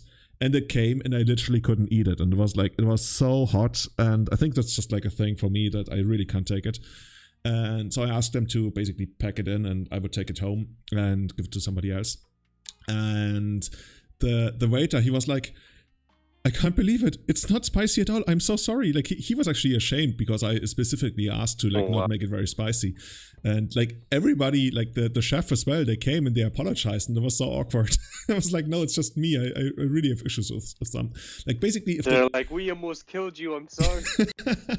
So yeah, they asked for like the 1 through 10 spicy. I asked for like a 3 out of 10 in spicy, and it's still like sometimes depending on the restaurant, their 3 is still really spicy. I don't know how people have like a 10. Yeah, at that point, I think it might be enough to, like, if you had 10 Julians and you took a 10 like that and just like 1 milligram or something, you'd kill me or something. I don't know. Seems dangerous to have that spicy of food. Like you're gonna get sued or something. Yeah, You're so that restaurant. yeah, I wonder at Sign some a point. waiver. You basically Yeah, you're crossing a line where it goes from spicy food to, how do you call it in law when you assault somebody? Poison. Oh, poison. Yeah. So if I'm eating like a steak or a cow or anything that animal has ever seen, like even just like seen a jalapeno, it's already like for me to eat. You know, if you freeze them, they're supposed to be a lot worse. Really? Oh. Because I guess like the water bursts open the cell membranes in the pepper, and all the oils you can more easily, I guess, get the oils out. I recently made a mistake. I bought like small chili peppers, and I thought they were dried and everything, and I thought, okay, I can take them. Then I accidentally put a little, like I did like an Asian stir fry thingy I got from the internet, and like the recipe, and it was so bad I literally had to throw the food away. I thought I could like save it by putting milk in it and everything, but I just couldn't eat it. I felt really bad about it. Okay. Oh my god, dude, we've got the best of luck right now. They're fucking arc like Phoenix. Oh. This is gonna be interesting. So how many? I think they need 3 spells, right? That's how it works on Phoenix. Flying haste. Beginning of combat, if you've cast 3. Okay, I guess they can't use Arcanist though to play the extra spells. Beginning of combat on your turn if you've cast 3 or more instant sorceries. So at least there's that. And then we can try to do our Thieves Guild plan again. I know what sideboard card we're bringing in. For this kind of stuff? I guess you bring in surgical? the surgicals? Yeah, surgical sounds good. I'm just wondering whether we want to play Thieves Guild around days, and I think it makes sense to play it around days. Yeah. We're not getting that much out of playing the Ponder this turn. And we can once again try to ambush the Dreaded Arcanist.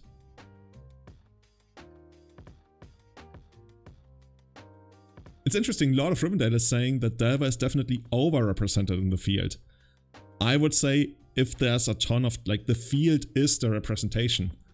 You know, like, otherwise, judging by what would it be overrepresented? Are you saying people are playing it too much for how good it is? But then again, people are playing primarily what they enjoy, so it's always like between how good is it and do they enjoy it, and then we just arrive what actually is the field, and the field is that people enjoy casting Delver, I guess. That's how I would say it. I feel like Delver would be a fun deck to play. I've never played Delver myself. It seems like it'd be pretty fun. Yeah, I think it's really good. It really teaches you tight gameplay and stuff. I think it's one of the most fun decks. Any kind of tempo game plan, I feel is... Oh, I fucked it up. So, the idea was to fetch Basic Swamp, but we're only playing 1 Basic Swamp now. So we can't... So I guess we gotta do this next turn then. That was definitely... Yeah, I wasn't thinking about that. Yeah, we gotta get used to that land base. A Baleful Strix, huh? We somehow already hit half of their cards.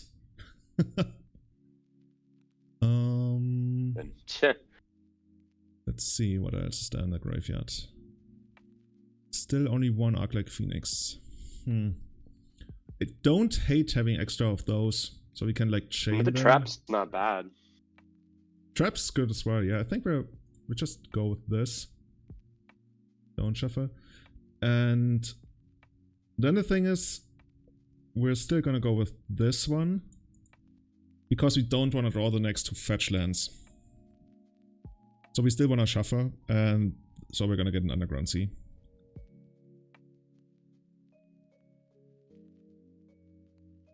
Just hope they won't get to trigger their Phoenixes.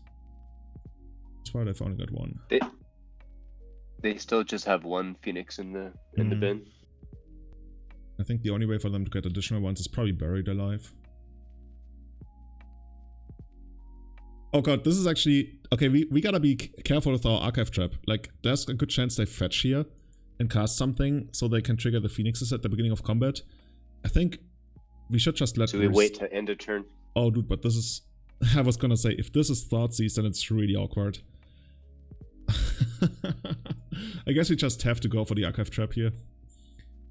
Although, like, there's no way around it, really.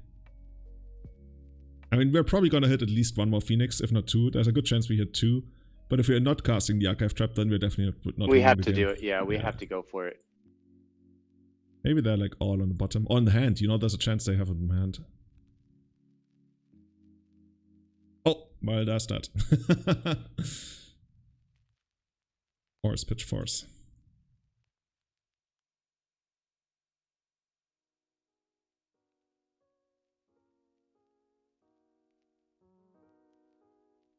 I wonder if they might not attack with the Dreadhorde if they don't have a way to kill the Enforcer? The surprise thieves. Yeah. That's interesting. Since they know about it now. Yeah. They still have like 3 cards in hand. Tapped out, so yeah. They might just not attack with them. Maybe they just have another force or something. But I'm not even sure they would spend a force on the Thieves Guild Enforcer. Was that the third turn? Totally the third spell? This is the third spell, yeah. This is gonna bring back the Phoenix.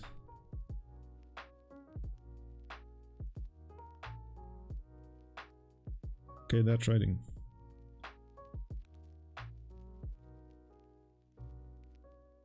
So now I actually want to resolve the Thieves Guild Enforcer before. Oh, now they got Thoughtseize, okay. Oh, now you flash it in.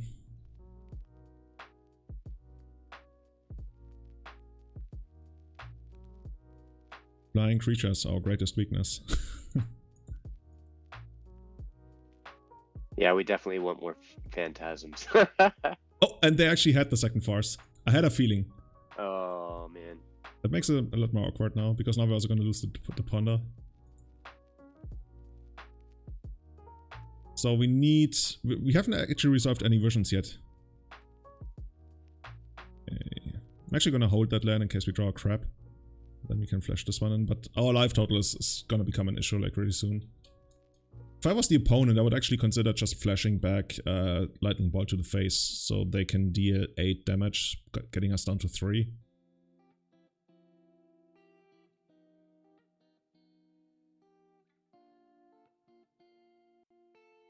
Do you feel Dreadhorde might at some point get banned if it gets overplayed? Like, really overrepresented? You might know I have a lot of thoughts about, like, if I had free reign, what to do on the ban list, and that would involve touching a lot of stuff. But if I was limited to doing something very minor, I would, or I guess more importantly is, what do I think Wizards would do? And I think if Wizards was to touch anything, they would touch Dreadhorde Arcanist. I think if they touched anything in Legacy right now, Dreadhorde Arcanist is the most likely thing they would touch. Just the value for the mana is absurd. Yeah. It almost kind of makes me feel like almost like a DRS type thing. It's not like, I mean, utility wise, it's different, but it's still like super value for. Yeah. I mean, I guess it has to attack. It's not just a tap ability, which that would be even more absurd if that was just a tap ability. But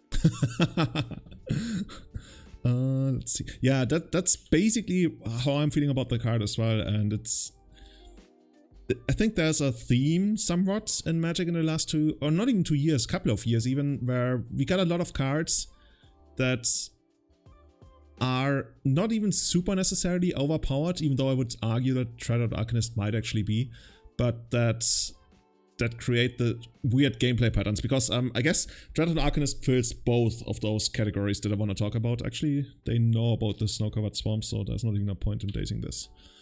They wouldn't even pay, and then they wouldn't lose life. So to me, there's always these two categories. One category is overpowered, the other category is makes boring gameplay. And a lot of times it's actually both. Sometimes it's just overpowered, sometimes it's just boring gameplay. For example, I think Phyrexian Probe is a fine card power level wise, but it totally annihilates nukes, a super interesting, cool part of the game. And that's why it's basically banned, primarily because it makes the game a little bit more stupid.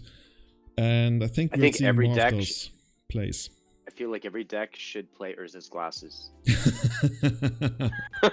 Dude, I had the card back in school and I thought it was the most overpowered thing, and I actually didn't dare to play it because it felt like cheating. It felt like if I go to school and I have like Urza's Glasses, my friends won't play with me. They're like, dude, why would you do that to me? I thought we were friends. This is my brew. You can't see none of it. Okay, so yeah, now we're not definitely winning this one. This is yeah. So that's. I mean, not too bad. I think postboard we're doing actually pretty decent against them. Yeah, I think against them something like Bitter Blossom once again would be sweet. It would also be sweet if we ever like were able to use our visions for how close those games are always. It feels like visions would be like really sweet. So what are we looking at? So right now I'm looking at these 7 cards. If you want to bring any of those, let me know. I'm fine with just those 7. I don't think we need to go overboard. I think we we want those, and then I'm not sure we can actually afford to play 4 extractions. But let's. Yeah, I would probably do 3. Yeah. Mystic Remora I actually kind of like here because they're part of the game plan is that they want to cast a lot of spells, and maybe we can. And if make we could that work. preemptively, yeah. Then we are back to what's the last card that comes out. Since they're all flying, maybe 1 Thieves Guild. Hmm. Yeah. Or no, but those are really good against the Arcanists, though. That's true. That's true.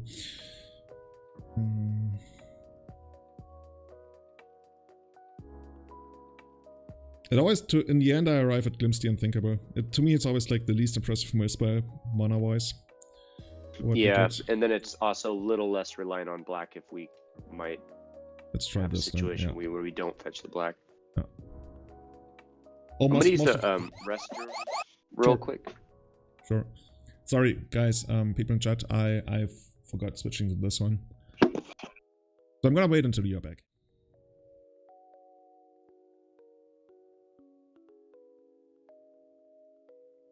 In the meantime, chat, what's your favorite food? What is your favorite food? If you had to eat one, like somebody arrives today at your house and they tell you, hey, this is the food government. You have to pick one kind of cuisine and you're gonna eat that for the rest of your life. Not one kind of dish. It's not like you're gonna eat pizza, salami for the rest of your life. But you could pick like Italian dishes, or like I picked seafood, or you know, whatever. If you're crazy, you say I want British food. Like, oh, is this your final answer? Give me the 50-50 joker. Indian food is your favorite Indian food. North Indian food or South Indian food, right? They're like quite different from what I hear. Italian or sushi, dude, you got me. Italian or sushi is like both of those are great.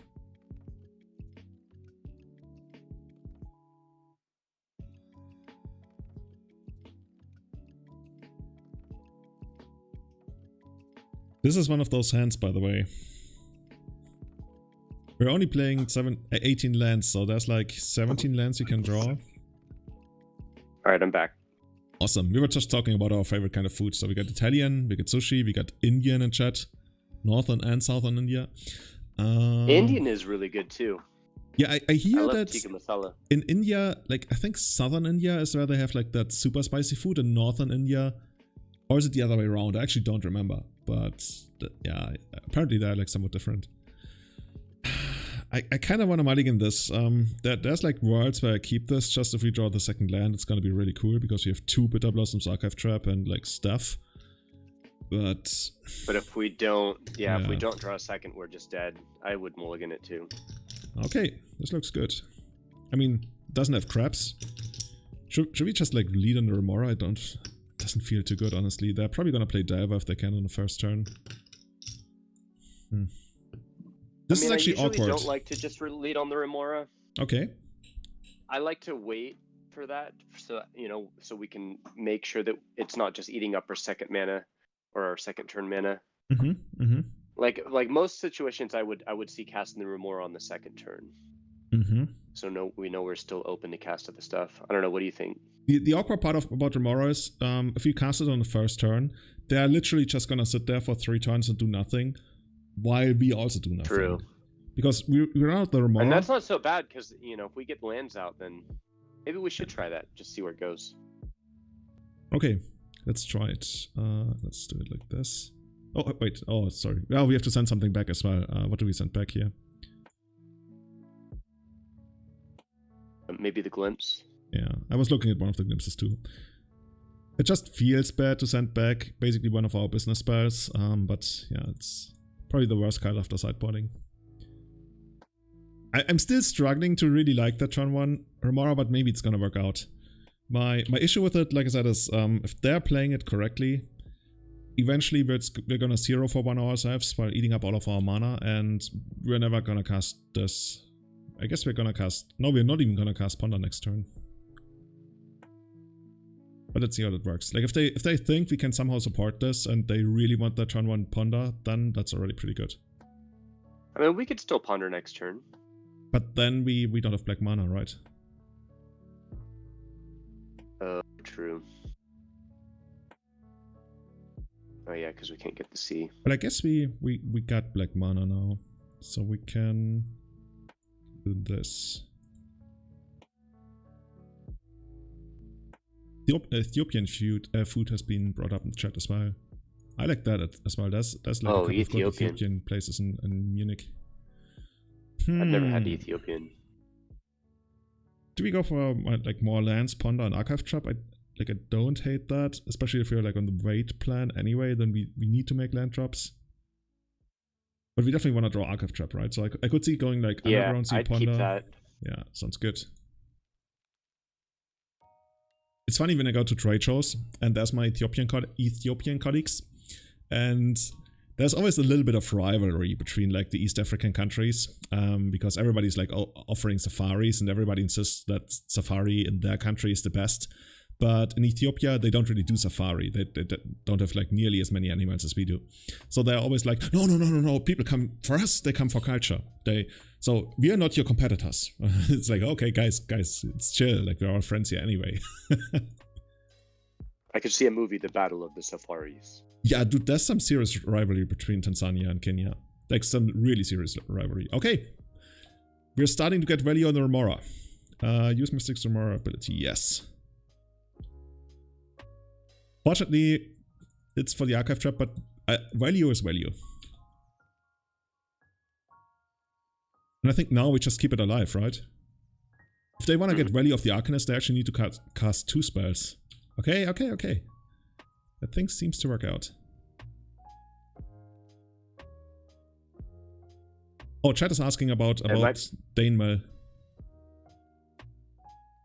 It's not from Denmark players. I mean, I am part Danish. I live in America, but my middle name's Dane, so I just kind of put that on there just to tell my friends it's Dane Mill. It's my rendition of Mill, but it's not even fully mine by now because Julian's helped. But we've been working on this together. Too. But wait, you're Danish and your middle name is Dane? That's really cool. Yeah, I'm Danish, Norwegian, Lithuanian, Spanish, but yeah, I got some Dane in me.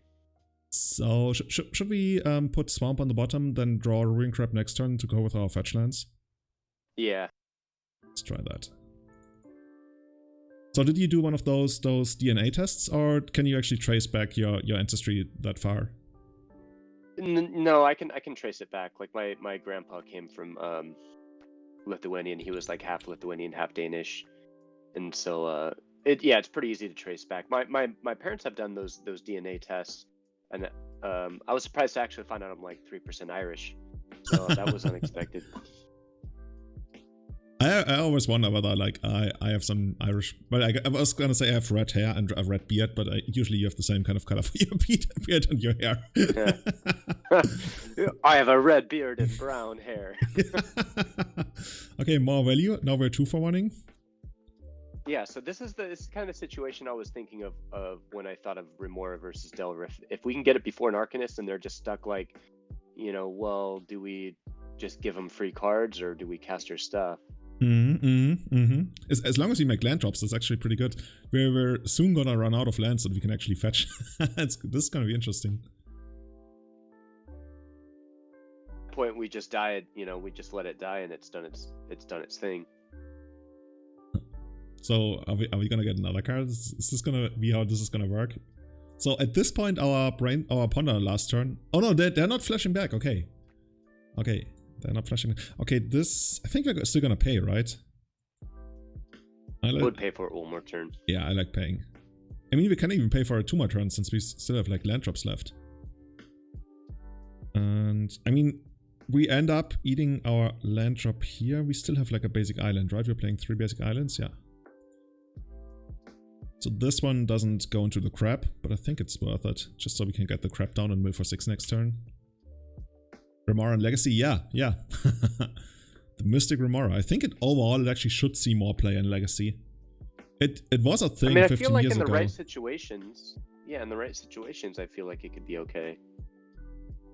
And we're drawing 1 more card. Dude, I'm loving this. Give me the card. Yeah, sure. Because otherwise, what would we be doing otherwise? I mean, we would have drawn in the locked, but I mean, at this point, we're just give us all the cards. I wonder if they're gonna still hold back here. Like, nope, not casting that one. Oh, they are. Okay, that Remora has drawn like 4 or 5 cards now. Like, I actually kind of want to pay again next turn. Like, we can just like make land drops and eventually shower them a card advantage. Or in mill spells. That's not bad. Because otherwise they're just doing 1 damage a turn. Yeah. You know which card is actually the best card against Remora? Delver. Because with Delver they can just like sit behind the Delver and kill us quickly. While we tap our mana every turn. But if they don't have Delver, and I guess that's where Chase Phantasm comes in. Because that's good against Delver.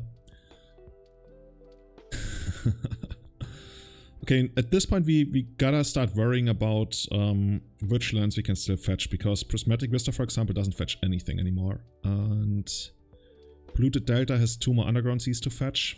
I think we just... We shuffle away the swamp. We could shuffle away the swamp. So we'd run out Polluted Delta. So we can at least threaten to pay next turn for Mystic Remora. Even though we might not. I don't hate that, yeah. We can basically shuffle away the Vista and the swamp. Then we're gonna have like 2... Yeah, we're gonna then run out Drown the Lock, probably, depending on what we draw, and Glimpse the Unthinkable or something.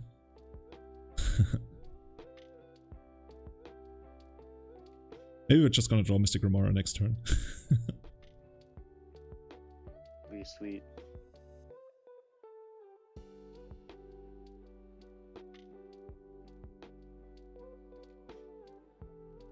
By the way, you also do a lot of audio editing, right? I would guess.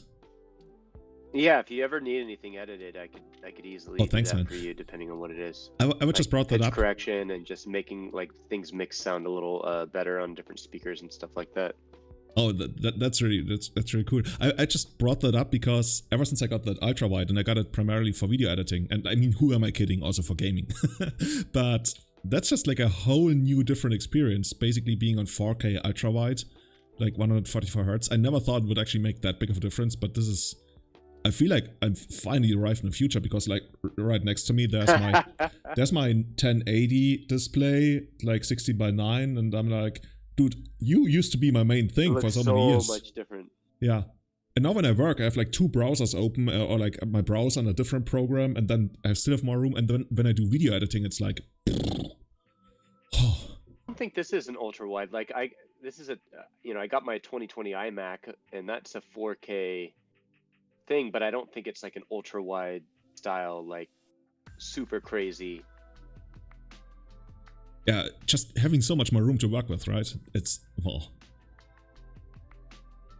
Okay, so now the opponent... I don't really hate where we're at right now. Like, we have 2 Adrenal Locks in the hand. Yeah, we've already kind of made them guess for like 3 turns of whether they want to activate the Arcanist. Yeah. And they don't even have like anything good to activate. So this is the turn where I do wonder, do we pay the 5? I don't think we do, right? I would not I think we just let it die, yeah. at this point. Yeah, it's done its work. Okay. Like we gotta probably run a glimpse out at least, Oh, and we have and then sit behind it, drown on the lock. Why don't we just like start by... Or just Bitter Blossom too, huh? Bitter Blossom 2. I kind of want to start out by getting the brainstorm out and see whether we can... Basically what we're working with. Ooh, 2 crabs. 2 crabs. Prismatic Vista and Swamp. I guess if we shuffle the Swamp back like you suggested, that's actually probably the smartest. So we shuffle this one back. And we shuffle maybe a Glimpse back. And then I would shuffle the Vista. I would shuffle the Vista and the Swamp back, and then just run out 2 crabs, and fetch a UC and run out the Bitter Blossom. Yeah, the thing why I like shuffling back the Swamp is and keeping the Bitter Blossom, because then we can run out 2 crabs and basically mill with the Vista for 6. And then mill, yeah. Yeah, there's a chance though that they shut down the crabs with lightning bolts, but I mean that happens either way. We might as well try to maximize them. I wonder if we should this turn just run on the lock. I mean, it's probably going to get countered. Instead of doing anything else. I mean, maybe drown on the lock depending on what they do, then run out crabs or Bitter Blossom. But yeah, so what we could do is we can like shuffle back. Oh, basically we don't even need to shuffle, right? We can put Swamp back and Vista on top. And then we cast Drown on the Lock on this. Then we still have like 2 mana floating, so we can like run out 1 crab. I mean, it's not ideal. But I don't hate like starting with Drown on the Lock, just to play it slowly. But then I even more want to maximize everything we've got here. So maybe... Yeah. Probably should keep the Glimpse. We probably should make it so that we can cast 2 drones if we really have to. Like, I almost don't want to do too much mill to them until we have a couple fairy tokens. So if they get the Arclight Phoenix combo going, oh yeah, that's a good point. Defense. That's a good point. So what if we, yeah, like you said, we put back the 2 fetch lands, the 2 lands, and go for the draw on the lock here, right? Yeah. Let's try that. I guess we should have done that on the upkeep now, since it's instant. Yeah, this is the full to Emrakul deck. Okay, this just worked. This just worked. I don't really want to run out the crabs, because since this worked, they are so much more likely to have removal. Yeah. I think we just go for a big turn next turn. We can even like try to counter something, even though there's a chance it might get dazed. Or if they do something like super... And we still have the Archive Trap. Yeah. Yeah, we still have the Archive Trap. We can pay through days. I would guess this is the end of turn brainstorm now, since they probably held back on so many things and now they want to maximize their mana. Okay, nothing. Okay. So next turn we're drawing Vista, and I think we don't hate drawing Vista, do we? Aerotherapy. Yeah, I think the quicker we let that happen, the better. Not something that's really worth drawing and locking over. I mean, they're probably gonna hit something. What do you think they're gonna choose? Archive Trap, I would guess. Or just like another draw on the lock. Yeah, Archive Trap it is. It's fine.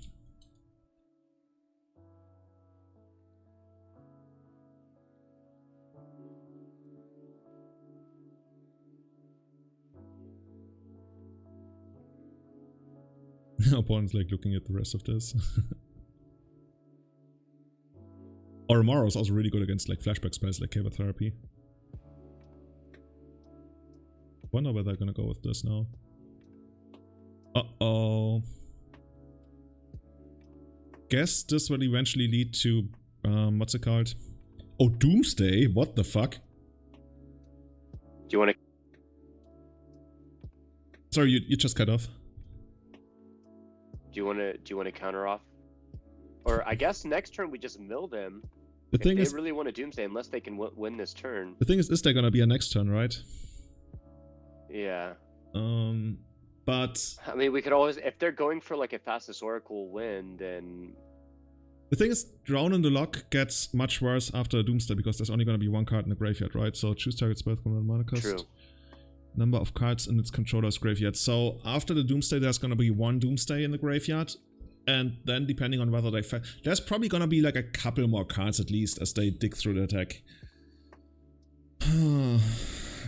Like I'm really not sure. I'm not. You want to just counter it? Yeah, the thing is, if we don't counter it and then we counter their setup spell and we actually get to counter their setup spell post Doomsday, then we just outright win. Whereas if we counter this one here, we might still just win. Yeah, you know what? Let's try that. Let's try countering that. Yeah. I mean, I feel like they have a force in hand, but I guess we gotta make them have it. Yeah. I think there's too many weird things that could happen after Doomsday.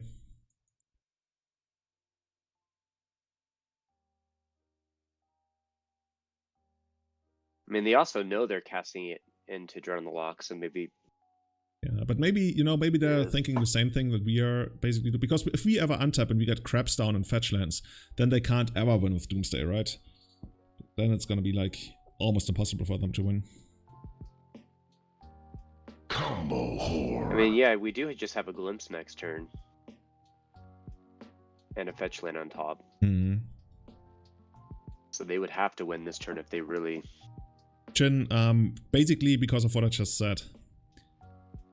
If we... Oh! Who's that? Okay, my screen is so big, I'm actually having a hard time reading names. I'm so sorry. Leonie Lilian Joniak. thank you for 10 months in the Glimpse chain. Thank you so much. I gotta make this larger. This is actually a thing I've discovered with my screen. Maybe I need glasses.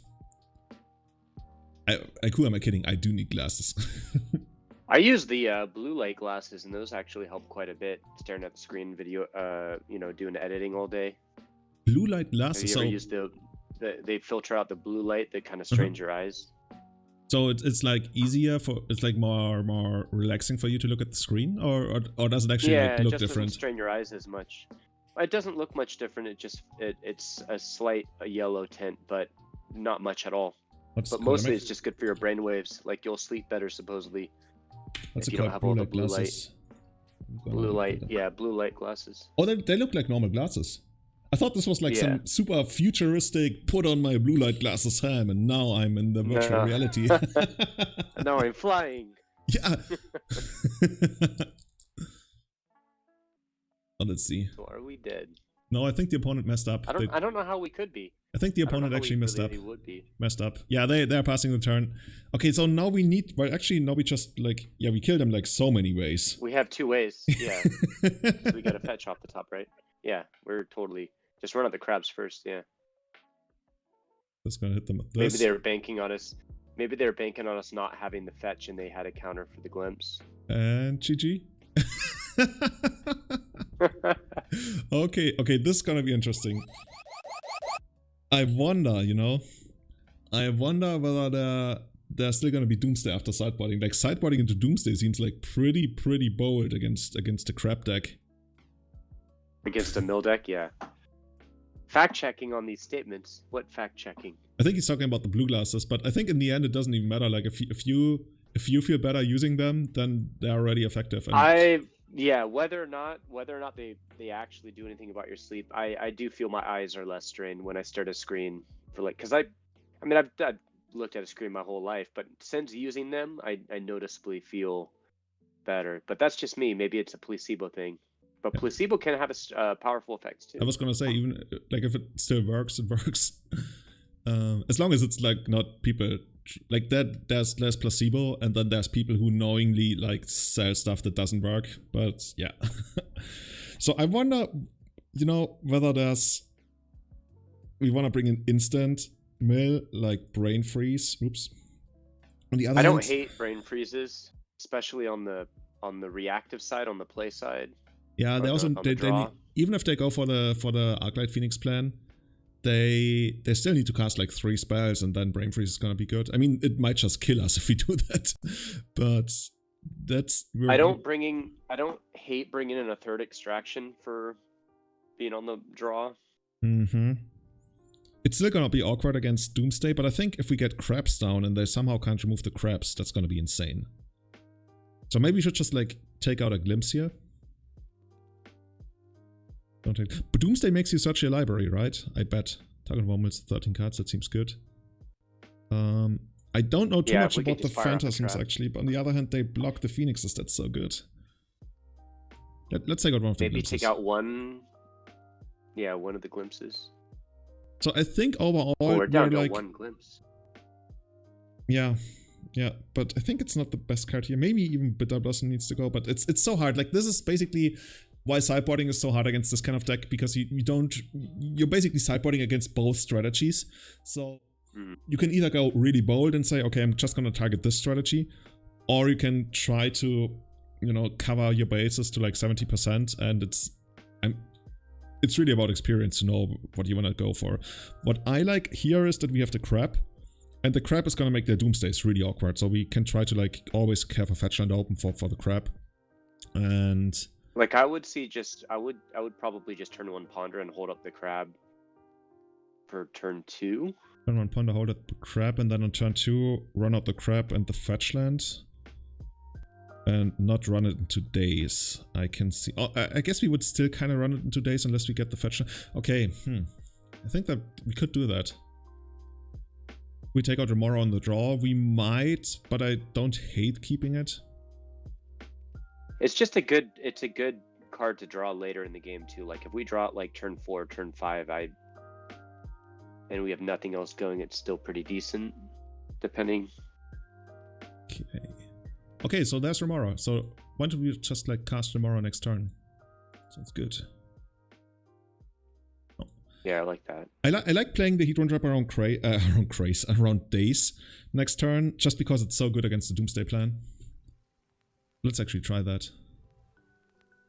So if they actually want to go for something like Doomsday, then they gotta have removal for the crab. And did they have like lightning bolts and stuff in the first game? I think they did.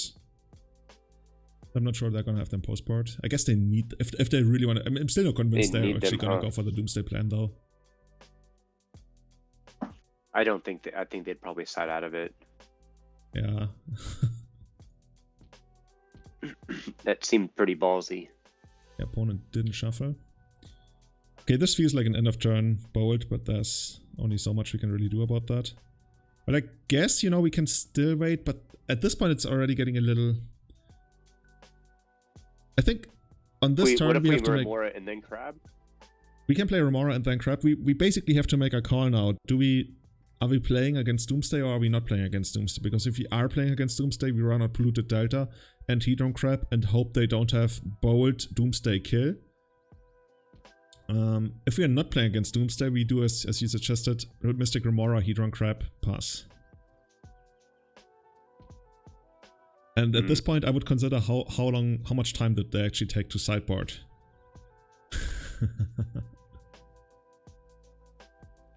Tough.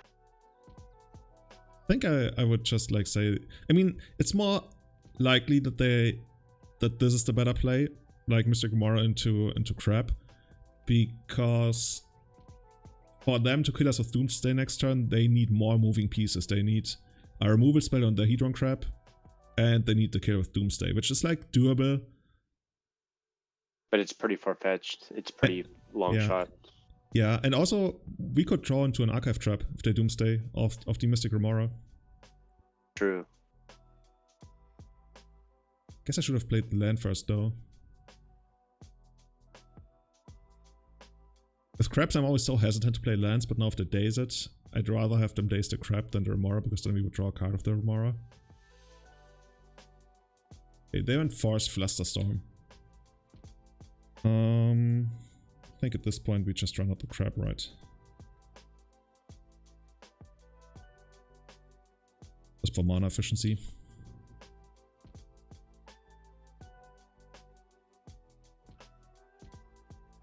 Oh dude, we locked ourselves on like 5 mana. We drew so many cards after Remora. That was so many cards. Yeah, Remora was so insane against Dreaded Arcanist. Like they literally just attacked for 1 for like 4 or 5 turns. And then we let the Remora die and we unleashed hell on them. Dr. Bill, thank you. Dr. Bill, 9 months in the Glimpse chain. Thank you. Number 2 tonight? Number 2 tonight. So there's another Ponder. And they don't shuffle off the Ponder. Okay. Uh-oh. Okay, those are Phoenixes. And we don't have the Surgical. This is pretty deadly unless we find Chase Phantasm. I guess they mill themselves for 3 as well, but that's not good enough. Rough. Yeah, we still got two Chase Phantasm, and those are gonna be pretty good. Because they, I mean, we're taking 9 here, so if we even find, like if we find Chase Phantasm here, it's still gonna be rough because they can basically force 6 and 3 damage. Yeah, we gotta dig for it. No. Dude, we'd have so much mill if we just had that Surgical there. Like 3 Thieves Guild Enforcer and the Crab. I guess he can still survive on 1 life, but we can't use any of our fetchlands. Yeah, we're pretty dead here. Too bad. Yeah, we really needed it. Maybe we should have mulliganed. But I think the hand was pretty good. Yeah, it was good. It's tough because they got different, you know, game plans going on. Yeah, that's like one of the biggest issues when you, like I mentioned, when you sideboard against these different strategies where you need like different sideboard plans for. That's just like how it goes sometimes. It's also when you sit back against, like if you basically bring in 4 Surgicals and you mulligan to a hand with Surgical, so you're already like down a card, and then you're also kind of down on the Surgical, and then they grind you out with Strato Darkenist. Those are always like those really miserable places I never really want to put myself into. I'd rather somewhat like gamble and hope that they don't hit the really good combo turn, and if they don't, then we're gonna be in a good position, as opposed to like, you know, putting yourself in a really bad position from the beginning of the game. Banano Kant. Banano Kant is the best nickname on all of Twitch. I keep saying that. Best wishes to Munich, second best town in Bavaria. So what would be the best town in Bavaria? I guess by size, there's like Nuremberg, Augsburg, Ingolstadt, Regensburg, Passau. Rosenheim? Rosenheim is pretty sweet, I guess. Rosenheim is probably like one of the best legacy scenes in Germany even. Can't wait to play Paper Magic again. It's been a while. So much better.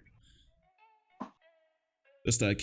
I need to unleash it. Especially this deck is actually better. This deck is better with MTGO because you can see their graveyards really easily.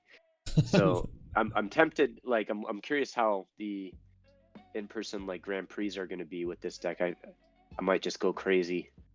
It's gonna be interesting. Looking at the graveyard every time. When do you think like something like a GP is gonna come back? I would think probably 2022. Yeah, I think at the probably earliest. Another year from now. I was gonna say that from my experience, like convention centers of the necessary size have usually like been booked something like a year in advance or even more sometimes. But then again, with COVID, I guess nothing is really booked right now, so you could probably get one, but then like getting the necessary infrastructure to support it, I don't know. And like I also don't. And then the risk. Exactly, right? The risk of losing the money, if it doesn't go on. And right now, all these like online tournaments are working well for people with MTG Melee and stuff. So we finally have a Visions. What do you like here? I like to keep this. I would just turn 1 Crab, maybe turn 2 Ponder to find the second land drop. I like that. Let's be powerful. Let's maximize our draws. Let's just run out the Crab. Oh, by the way, this is great. They are gonna think that we are, because of the way this played out, and because this is Hedron Crab, they are gonna think that we are Hogak. Yeah. So chat. This is actually like this deck doesn't win like a ton, but it's super fun to play, and your opponents are always like, what am I playing against? like even the group of friends that I play every week, I've been playing this deck for the last like month or so, and they're still confused on what to expect. It's funny. Dude, if we find a fetch land here, fetch land and then Ruin Crab fetch land, build them hard. Preordained put 2 on the bottom. They have no idea all what's blue happening. decks all day. Oh, we All found a blue fetch decks all land. day. Let's do it. You can even protect with Nice. days. There's a, you know, there's a chance that they're actually some kind of combo deck because they went like preordained, but it's not snow covered island. I'm pretty sure that this is some kind of yeah. Oh, this is gonna be awkward if they have like Emrakul and stuff. Okay, Force of Will, Lotus Petal could still be Sneak and Show. Simian Spur Guide. Oh my god. Okay. Yeah. Okay. Sounds like it. I mean, this is gonna be awkward. You're the expert on this. How do we beat this? Game 2 surgical. And game 1? Just asking for a friend. Oh man, I don't know how we win this game 1. I think the plan is for them to have all Emrakuls in hand or something. Or beatdown. I guess beatdown could be a thing with like Bitter Blossoms and all the other stuff we have. Thieves Guild Enforcer. But it's gonna be rough.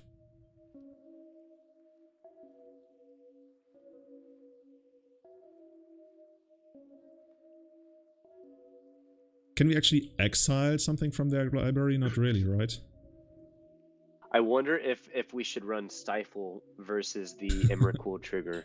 But then we still need like 4 Stifle, 3 or 4 Stifle. That's true. That's true. I'm just kidding. Okay. So yeah, I think we really need to go for something that does some kind of beatdown, really.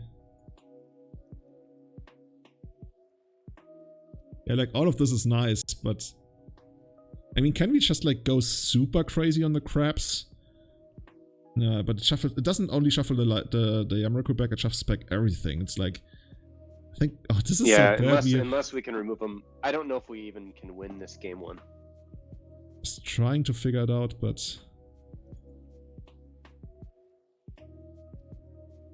yeah, we just gotta go for the beatdown. So we're basically trying to get them to 20. Oh, well, there goes that. So we can visions.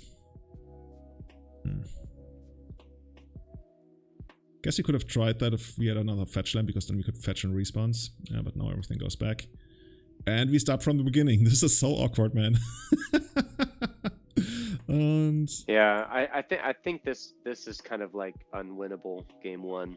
I'm not giving up yet. Maybe they have like a horrible draw, and we can find like a couple of Thieves Guild Enforcer. Like this one? No. Okay. Opponent must have been so relieved that we're not Hogak. Also, if you need give some sort of auto win. Yeah, I guess that we need a combo win. I guess when he played against those like super heavy control decks, that felt really good. Especially now that we have Mystic Remora, it's probably got even more awkward for them. Yeah, this feels like hardcast sneak attack. Or even show and tell sneak attack. Wait, hardcast Simian Spirit Guide? What is this? Are they literally trying to go for the beatdown or something? Are they they're just trolling us. Think they're trolling us? Okay, we must troll back hard. Come on, let's get them to 20 in the graveyard. Can't be that hard.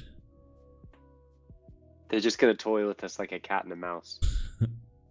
Oh, stupid Emrakul, come on. So we can mill for 6 again, but that doesn't do enough. Has anybody kept track how much we've already milled? First time we milled like 17, this time we milled like 10. Already 27 and now 6 more, so we already milled 33. And they drew, so they basically have like 20 left at this point. Although if we did play ley lines instead of surgicals, I guess that would be a way to have a better chance against them too. I don't hate ley lines actually. It's still awkward. Like the surgicals I love, but since we're going fewer and fewer on the brain freezes, every time we come back to this deck we have fewer brain freezes, it seems. That maybe ley lines, even though they're not I don't hate ley lines. Great with our visions, they kind of shut off the visions in the Thieves Guild, but maybe those games we just need to hedge that. Yeah. Ley lines overall are also like really powerful graveyard hate. Okay, now we get to draw some cards off the fish. So Mystic. Oh, double Mystic. Maybe they're gonna mill us. Like, I mean, we can still like choose not to draw, but... Entertaining. I feel like they could have won already. They're just having fun. Let's see. Let's see. By the way, today I was talking to somebody who wanted to rent a room at our hotel. And then, like, conversation was going back and forth. And at some point they were like, hey, can you give me a 600 euro discount? And it was like towards the end of like basically my home office day, so I haven't replied yet. But it's the most awkward thing when somebody like outright just asks you, hey, I need a 600 euro discount on this. Like, which is like, you know... How much was the total? Yeah, I was going to say, so the total was a little bit over 3,000, so like 20%. That's a decent thing to ask. Yeah.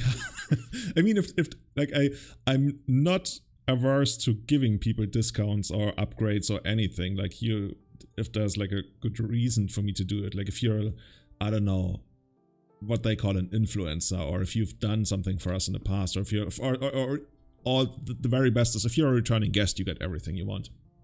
But if you just like randomly write me an email and you say, hey, can I get this for 600? You're a returning guest, you get the keys to the kingdom. Yeah, seriously. Returning guests are basically for hotels in our area. There are some hotels who are almost entirely built on returners, and that's a really big deal. I think we just run this one out. Don't really have anything else to do. I mean, it might be interesting to... Yeah, if we can get like enough Remora draws and just get into a lot of Thieves Guild and they don't quite have their kill yet, maybe there's a chance. Yeah, to me, like the big thing is I want to get the visions online. We already semi-wasted one of the visions just to get an extra card draw. But yeah, this is too greedy. Okay, at this point I'm gonna wait for them to fill their own graveyard, right? They have 18 in the yard. And we can actually, like, we can counter some of their spells. This is... I mean, I'm probably, like, trying to make us more into a control deck than we really are. We're basically the worst tempo deck in the world right now. But let's see. I mean, yeah, Phantasms would... Yeah, Phantasms is definitely coming in, right? Well, we don't have them in the main, yeah. Yeah, those are definitely coming in. Okay, we're drawing more cards, first of all. I just feel really, feels really awkward that we're not dead. Yeah. But I guess they just maybe they're like trying to be super safe. Sneak in a Emrakul. So what happened this turn thus far? Do we drown the Loctus? Yeah, we probably have to. I'm just like wondering whether there's like a crazy world where we let it happen and then they fetch. Yeah, that doesn't really do anything. Yeah, we probably have to try. It's not very likely to work, but I mean, we gotta try. We also draw 2 extra cards, so if we draw like another Daze, then we can double Daze and then they can't activate the sneak attack, I guess. Dude, having 2 Mystic Remoras is something I could get used to. Okay.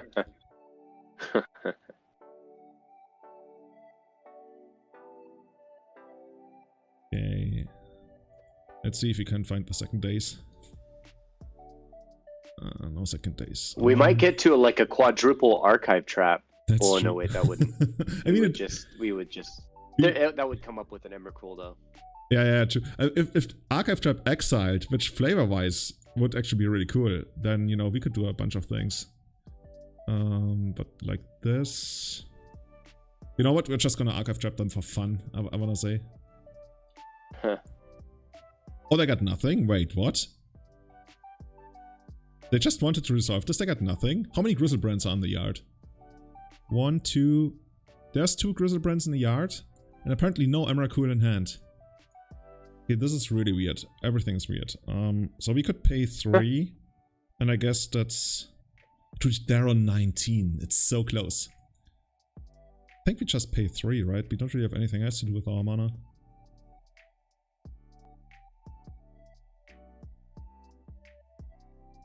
$20 yet, right? 20 what? They don't have 20. No, they got 19. It's for those wondering, and actually, I still haven't implemented that. Oh, I wanted to implement that people can see, so I'm gonna do it like this, so you can see how many cards there's in the graveyard. You can see that over here? It should say 19. It's a little bit smaller on my previous screen. Yeah, I see it now. Oh, okay, cool.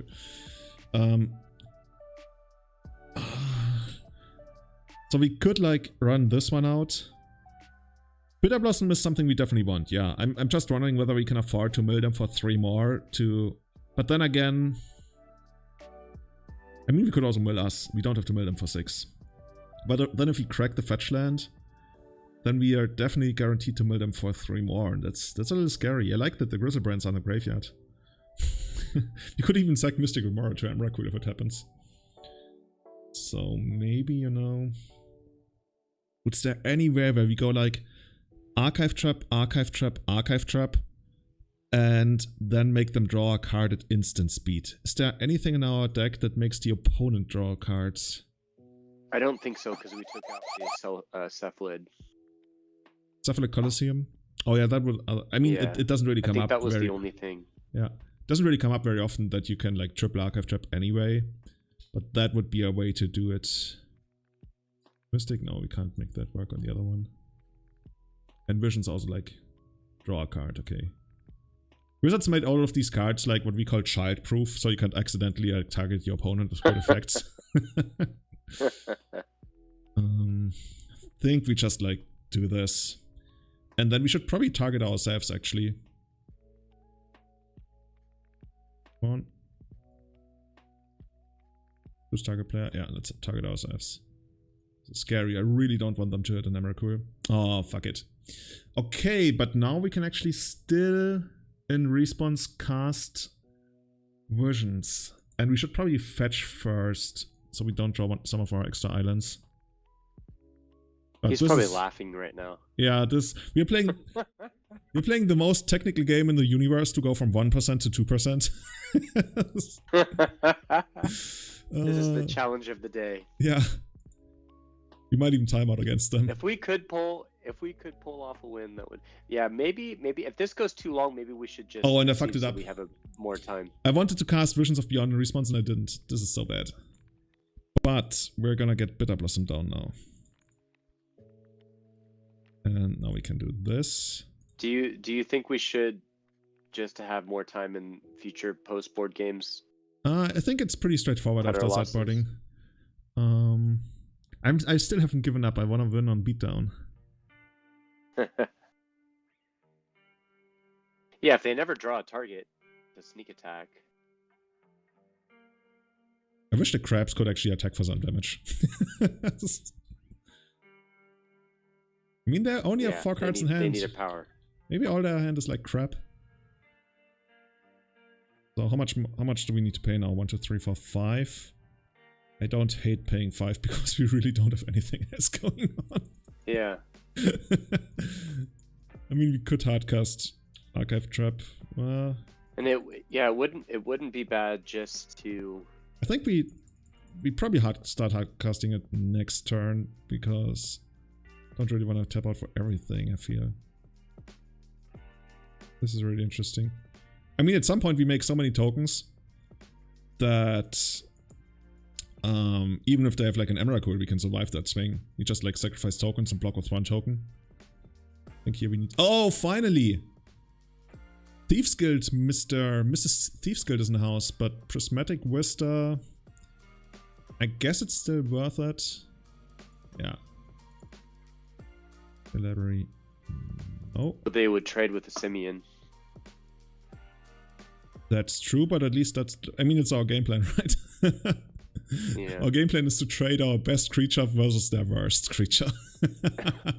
Oh, we milled a Grizzlebrand. That's a big thing. Opponent must be like, dude, come on, this was all fun, but can we just like close out the game now?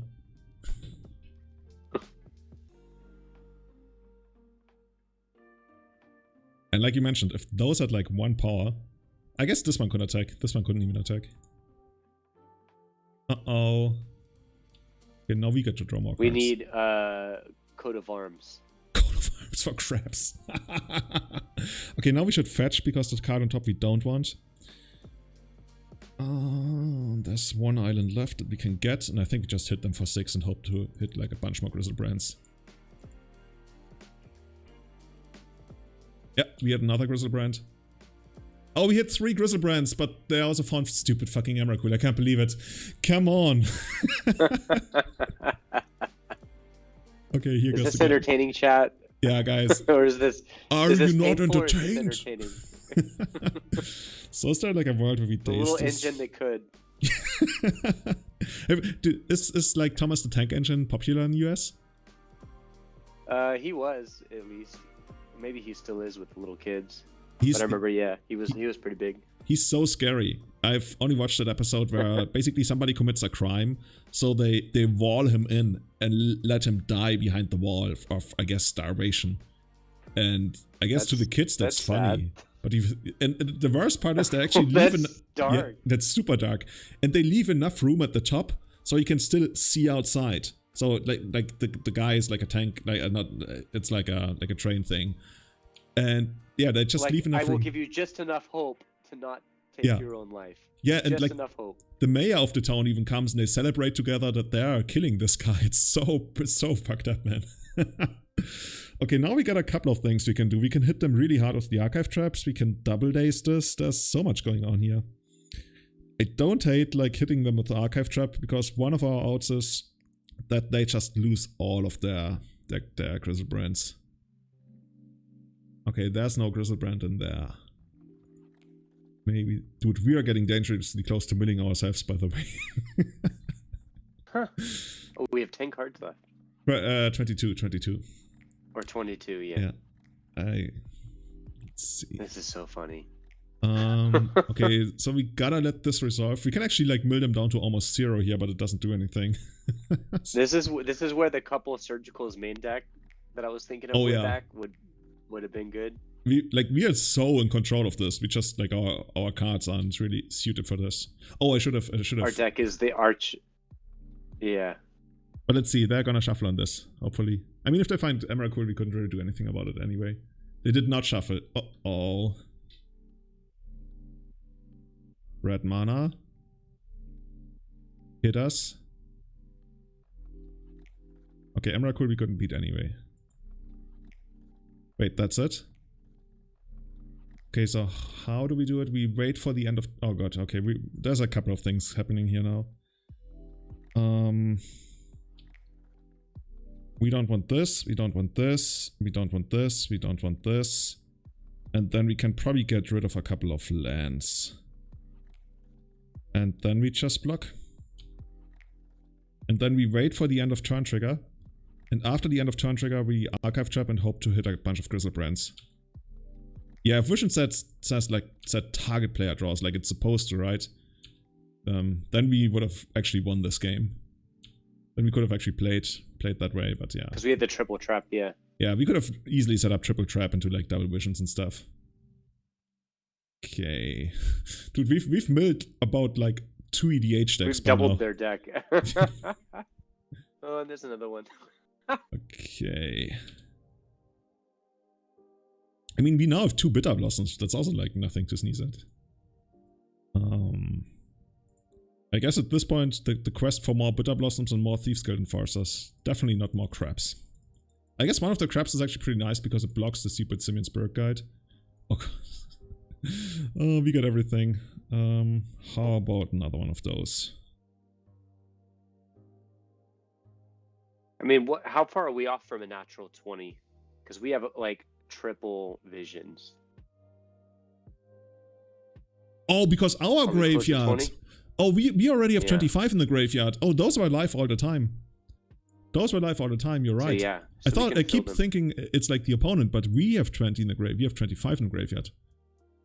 Okay, so now they forced the Bitter Blossom. We only have 2 days, so yeah, we can't even fight additional days here.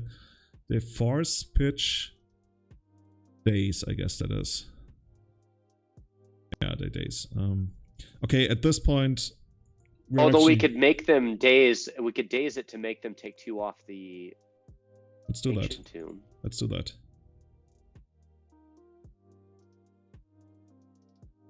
Number Newsy says 2 damage is 2 damage, I agree. 2 damage is 2 damage. Fuck! Well, oh no, we actually played it even better. I was gonna use the second daze, but that wouldn't even have done anything. And then we... God, this is... We just have so much going on here. We just visions. Maybe, you know, maybe we find another bitter blossom. As we do. Good, this is... We have 4, right? Or do we have 3? Pre-board we have 3, yeah. I should have actually done this in the second main phase, but at this point I actually start caring about time. What do we discard? I guess a glimpse. Yeah, we don't need that. Okay, so they have 3 cards and we hope they just can't find anything. Okay. They're down to 8 and we have 2 If we bitter win blossoms. this, if we win this on the back of Bitter Blossoms, That would be insane. oh man. And we can flash in the Thieves Guild. Well, not now, but yeah, on the next turn. They're actually like dead pretty soon.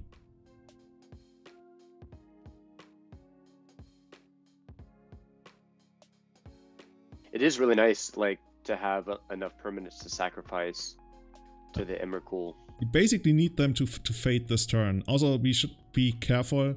For example, when they cast their next Preordain, or the next any kind of spell that doesn't activate sneak attack, I will probably like just daze, so they tap their Ancient Tube. Wait, they did nothing. And they put 2 cards on the bottom. Okay, we also gotta be careful about this guy racing us, so... I mean, we can trade for the Thieves Guild, but I'd rather not. I actually, you know what I want to find? I actually want to find another crab. Just so we can block. Okay, so how's this gonna go? We're gonna attack with This this. is actually very interesting. I thought this was like totally unwinnable, but there's a world. There is a word. In a world. Also, they just put a bunch of stuff they don't want on the bottom, so I don't mind trying to, you know, hit them with something that finds Emrakul and mills them. I'm just playing a little bit faster just because of time and stuff. In a world. Yeah. Okay, there's a crab. That's even the crab, the blocker crab. Can we even fetch any more lands? God. Come on. It didn't, because I milled us. Okay, the island. We have an swamp island gun. in a swamp. Okay, so we have literally nothing left in the library to fetch, and we want to cast a Thieves Guild in Farsa, but we also want to hit them for like a bunch of stuff, so how about this? And then I want to mill them as hard as I can. Force the shuffle. Ooh, they had fucking Grizzlebrand on top. And I guess... Oh, lands for permanents to sack, that's a good point. That's a really good point.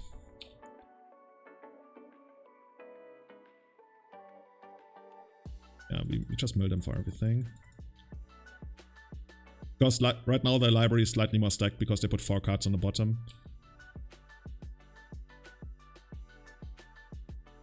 Okay, there's 2 Emrakuls. Those are gonna be gone. Build them again for a little bit. Okay. There's a brand gun. And back. Okay. Dude, if we win this, that would be insane. I would be so happy. But we still need them to fade. We still need to fade one more turn at least.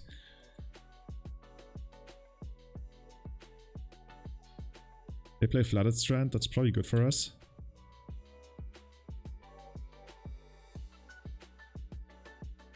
Okay, Bitter Blossom triggers. Now we get to Crushing for 6. We no, didn't not for wanna, 6. We didn't want to play our crab for a blocker. We couldn't because the Polluted Delta can't fetch anything. There's nothing left in the library. Okay. Actually, we still need to mill them, like we need to touch them a little bit more so this can grow. And I guess we're gonna play this one. We could glimpse them. Yeah, but I think... Or just crab land. Just to have more permanents and stuff.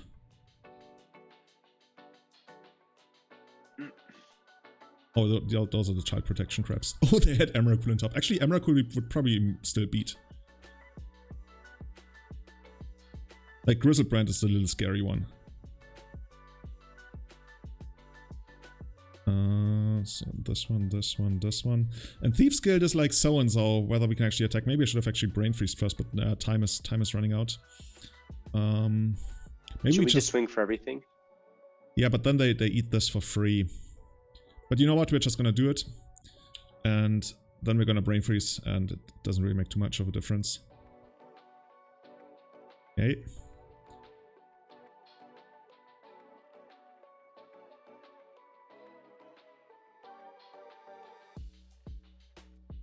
Brainstorm, brain freeze, or I guess it doesn't really matter too much. It kind of matters depending on when they hit an Emrakul, if they do. Let's see. Another Emrakul. Okay, so I guess we lose this one, but we still win in the air the next turn, so we take them down to 4, and we got 5 in the air next turn.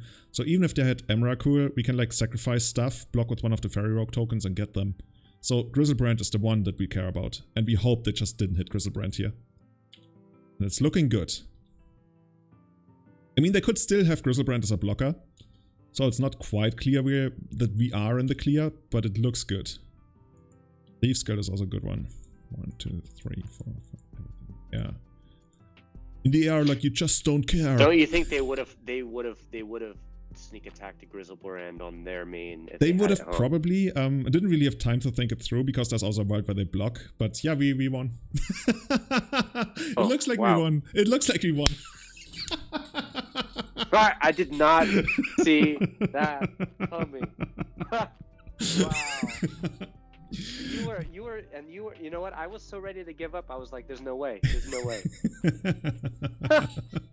Chat, what do you think about that? Chat, do you like this? Guys. Do you like this? We are the beatdown. We had a plan. And we executed it. And we have 8 minutes to win 2 games. Or I guess one game. One game. We're gonna just win the second game as well. So surgicals for sure. Surgicals, here we go. I would say the 4th Bitter Blossom for sure. Mm-hmm. I wonder if we just side out a lot of our mill stuff and just go like forces. Dude, yeah, I was just gonna say there's a world where we just like we don't care about mill stuff. Right? Like we take out, for example, like glimpses we take out, and then like archive traps, and then we just go for this. And we are like a Bitter Blossom control deck at this point, and we have like a minor mill element, but not really. That is so funny. And then what do they have against? Huh? What do they play? What do you think they'd be bringing in against us? Nothing big really. Probably like more Flusterstorms, Pyroblasts, that kind of stuff. And do we want the Phantasms? Yeah, Phantasms just for more beatdown. And like Visions are still good. They pitch to force and they replace themselves. And if we hit a natural 20, so that's still good. And then basically we're looking at. What if we take out some O2 crabs? Yeah. Oh yeah. So the O3 can still block. that's kind of cool actually. So we take out like this, and then I wonder how good brain. Like there's actually I don't hate brain freeze. You know why? We can like randomly hit like a Grizzlebrand or an Emrakul in the yard, and then surgical it. Like I kind of want to keep some element of milling, just so the surgicals are gonna be better, and also our chase phantasms are gonna be better. And also our Drown the Lock. I guess Drown is gonna be turned on anyway. So I guess we really just gotta beat them down. I mean, we're not milling them with this one. If you're searching, but yeah, if we get an early surgical, then we're fine. Yeah, that's the other option. We could actually still keep all of our mill stuff and not have like the creature stuff, and then try to just like what if both creatures. They're heavily relying on the Grizzlebrand and the Emrakul. Yeah. Do they really have another win condition? No, nothing. Simian Spirit Guide. I mean, but we only have 10 seconds, so I'm gonna submit this, and if it comes to the 3rd game, let's try that out. Yeah. And also, I gotta play really fast here. The opponent probably didn't see this. You know what happened last time we had to play fast. We won game. We won turn 3. So let's keep this. This is very speculative, but we have Remora, Beyond Visions, Double Force if they go for something crazy in the first turn. And we can also just like draw a land. Do you want to like turn one Remora? Oh, we have the surgical. Cool. I don't hate it. Let's try that. It's gonna be a bit awkward for them if they want to go turn 2 show and tell. Oh, this is probably Brainstorm response. Which is like decent for us, like that makes the Brainstorm a little worse. Okay.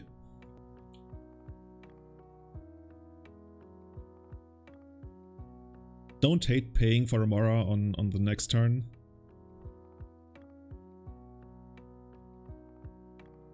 It's funny, it really feels like a Delver deck. We have like double force protection in our surgical to hit show and tell or Grizzlebrand or anything. And then we have Bitter Blossom for the beatdown. And then we have 1/1s. Yeah. we have flying Delvers that never flip. Okay. If I was them, I would totally pass here, unless I had like show and tell plus protection. Or wait, what would you do there for 2 mana? Oh, I guess you don't want to draw the 3rd card of the Brainstorm. Okay. Tomorrow's already worth it. I would like to draw extra. Unfortunately, like the 2 Brain Freezes are the 2 cards we don't really want. But I guess they go okay with the Surgical, and we can always still pitch them to Force. Maybe they took out all of their creatures, and now they're like on, I don't even know. Like a Shark Typhoon plan or something. They're a Simian Spirit deck. Yeah. So let's pay. Ape deck. Ape beatdown. I guess there's actually pretty playable apes now these days. And what's it called? Curd Ape, I think that was a good one. Wasn't that one like 1 red? Yeah, and Hooting Mandrills. Controlled a forest, it was like a 2/3. Yeah, Curd Ape used to be like tier 1 in Legacy, like for quite a long time. And then there's that one elf, the Sky Shroud. I think it was a Sky Shroud. If opponent controls a non-basic land, it's a 2/3. I always thought about playing that in elves, possibly. Sky Shroud is a captain or something. Yeah, I know exactly which one you mean. Let me see if I can find it. There's also one of those sleeper enchantments. What the fuck? Once again? I guess we can't really fight over Simian Spirit Guide. Okay, he's going that route. You know, hey, let me use a restroom real quick. Sure. While you take it. I gotta hurry up through this. Yeah, go ahead.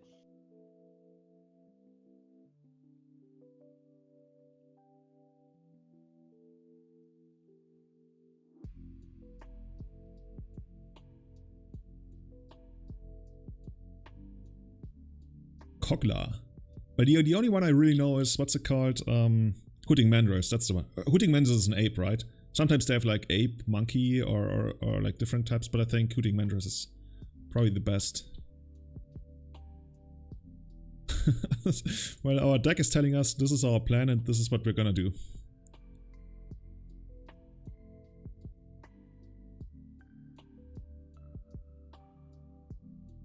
Oh yeah, Mox Monkey for sure. Mox Monkey probably for the longest of time used to be the best monkey.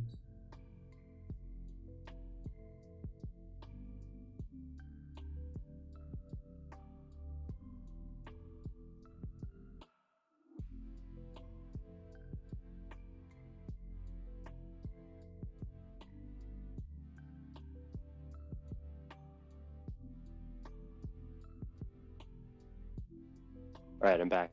Awesome. So we found 2 more Bitter Blossoms. Hey, that's like the MVP of the day. Yeah, and I think we really got a surgical that sneak attack because the opponent didn't do anything on 3, so I think they might be sitting on more surgicals in hand. Oh, the only thing our life total is... I wouldn't hate doing that. Maybe I should have actually... See, oh no, actually they didn't have more, okay. We're actually gonna leave that one in the graveyard. Our life total is actually like a real concern now. I'm not even sure.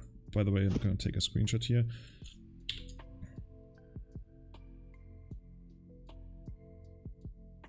So they have Force, Grizzlebrand, Emrakul, Red Blast. I'm not even sure we should play the Bitter Blossom now. It's probably gonna kill us too quickly. I think we might actually die to our own Bitter Blossoms. Maybe I should have paid for the surgical, that was stupid. The rush of not having enough time. They're gonna take out the crab and now they're gonna attack us and we gotta... Do we need to trade or do we need to... Oh, I don't know. Probably need to trade. Can't believe we're dying to our own Bitter Blossoms. Dude, this looked actually really good. Did you get to take a screenshot and look at the screenshot to figure out what's happening after sideboarding? I didn't notice what they've done differently. Like this. I'll bring it up again. Drown in the log. Is there any way for us to get rid of our... Oh, dude, this is just like We're in such a great spot, but they just... I guess if we found like 2 more Chase Phantasm or something. Yeah, we need Phantasm.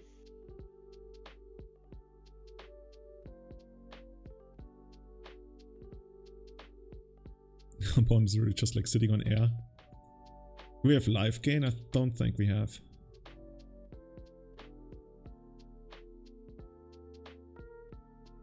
Oh, definitely not. I think I definitely wouldn't cut Bitter Blossom, but I can see the full mill plan. So I think for the third game, we might just go back to the full mill plan. I don't hate that. So 1, 2, 3, yeah, 4, that's 5. not bad. So next turn we get to attack for 5, and then we die. So what if we played Bitter Blossom, went down to 1? Oh no, we wouldn't win. Yeah. We basically... This is the next attack we're gonna get, and then that's it. We need some way to sacrifice creatures for life. Claws of chicks. Diamond Valley. Or Diamond Valley, yeah. Borrow, I actually put that in my what's it called? In my lands deck that was all Dark Depths as a way to like Oh, okay. Sneakily like gain life through a Brazen Borrower. Isn't Diamond Valley actually like super expensive these days? I know the Diamond Valley and something like not paying for surgical killed us. I think it might have 1, 2, 3. I have like I bought like a 9 point. I think I have like a BGS 9 Diamond Valley that I bought last year. That was like $400. Yeah, they've gone up. I mean, all the old stuff has gone up quite a bit. So how much do we really want to commit to the milling?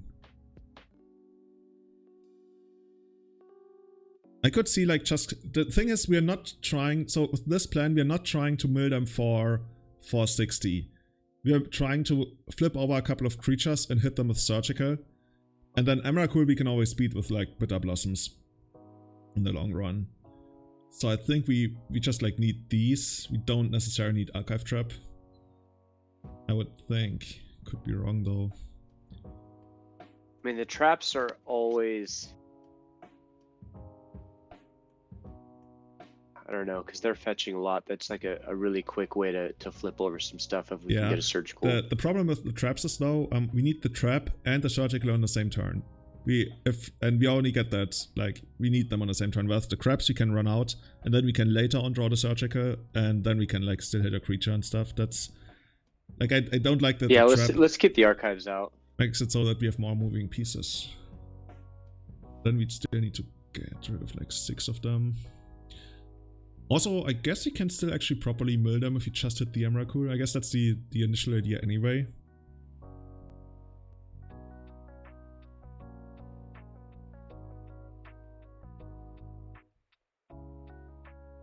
Maybe the Brain Freezes. I mean, Brain Freezes are decent against Emrakul. Is that Emrakul protection from instants, or is that the from instants? Yeah, but we can't target it anyway. Oh yeah, we can't bounce it with this, you mean? Yeah. We can still like bounce a Grizzlebrand, which could be pretty good. But actually it's not that good. That's a good point. And then we have 30 seconds to cut 4 more cards. I would take out the Brazen Borrowers and maybe like 2 Hedron Crabs. I think, I was just about to say, I think we really want to keep the crabs because they're guaranteed to survive against them, which is like pretty good. So, you know what? Well, Drown on the Lock is not too great. I think it's still good enough if they have 3 cards, and I think we should take out the Chase Phantasm because they really do the least. Oh fuck, we still have to cut 2 more cards. Let's do 1 Bitter Blossom. Yeah, let's cut 1 Bitter Blossom. We have some beta. Oh god, oh god, oh god. Time. Please take my submission. 1 Visions, 1... I can't change anything at the... Like if you go down to 5 minutes, 5 seconds... Magic Online doesn't really become responsive to your inputs anymore, so you basically, if you haven't submitted by 5 seconds, it's a gamble. So out of this whole day, I'm just super happy that we beat a game 1 against Show and Tell with Bitter Blossom. Okay, I keep a lot of shit, but I think we can't keep this. Oh, and now we're milling into Oblivion. We're mulling into Oblivion.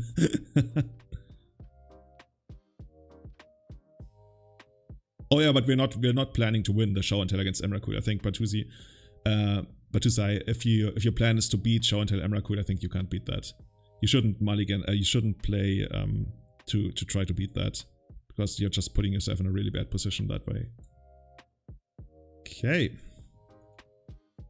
Let's see. We do have a Bitter Blossom, we have Mystic Remora. Maybe Mystic Remora is gonna get us where we want to be. Okay. Crabs. Yeah, I mean, versions. we can try to make this work. Oh no, I think, but to say, you really need the Bitter Blossoms. They are like really good. Because the Bitter Blossoms, they are so good against Emrakul of sneak attack. And then you can surgical it and then it's over. And it's also like they're by far the best beatdown that we have. That's why I really like them in the matchup. Sorry. Okay. I think as long as we don't have surgical, there's no point in trying to like mill them with throwing crabs and stuff. Or did I say Bitter Blossom? As long as we don't have surgical, there's no point in trying to mill them. Okay, if this sticks, considering this is a mulligan to 5 and a horrible matchup, I'm okay. But okay, this is not sticking. Basically, I'm saying if they show, we're not beating Show and Tell. Like, we're not beating any kind of Show and Tell they can present. Yeah, neither Grizzlebrand nor Emrakul. Okay, I guess this is Mystic Remora time. This is so awkward. We don't have the technology. Yeah. Okay. Like, literally, I was like, a friend was mentioning maybe playing 1 Tundra and Rest in Pieces in the graveyard, or in the sideboard, but I just feel ley lines are I was gonna say probably the just same. a better option. Like at that point, we might as well just run Leyline, which is also like on color. We can. It's not that crazy to consider whether we could like hardcast Leyline at some point even. I mean, we hardcast Trap, yeah. Okay, this is a really awkward exchange. Oh, I thought they were targeting Mystic Remora. Okay.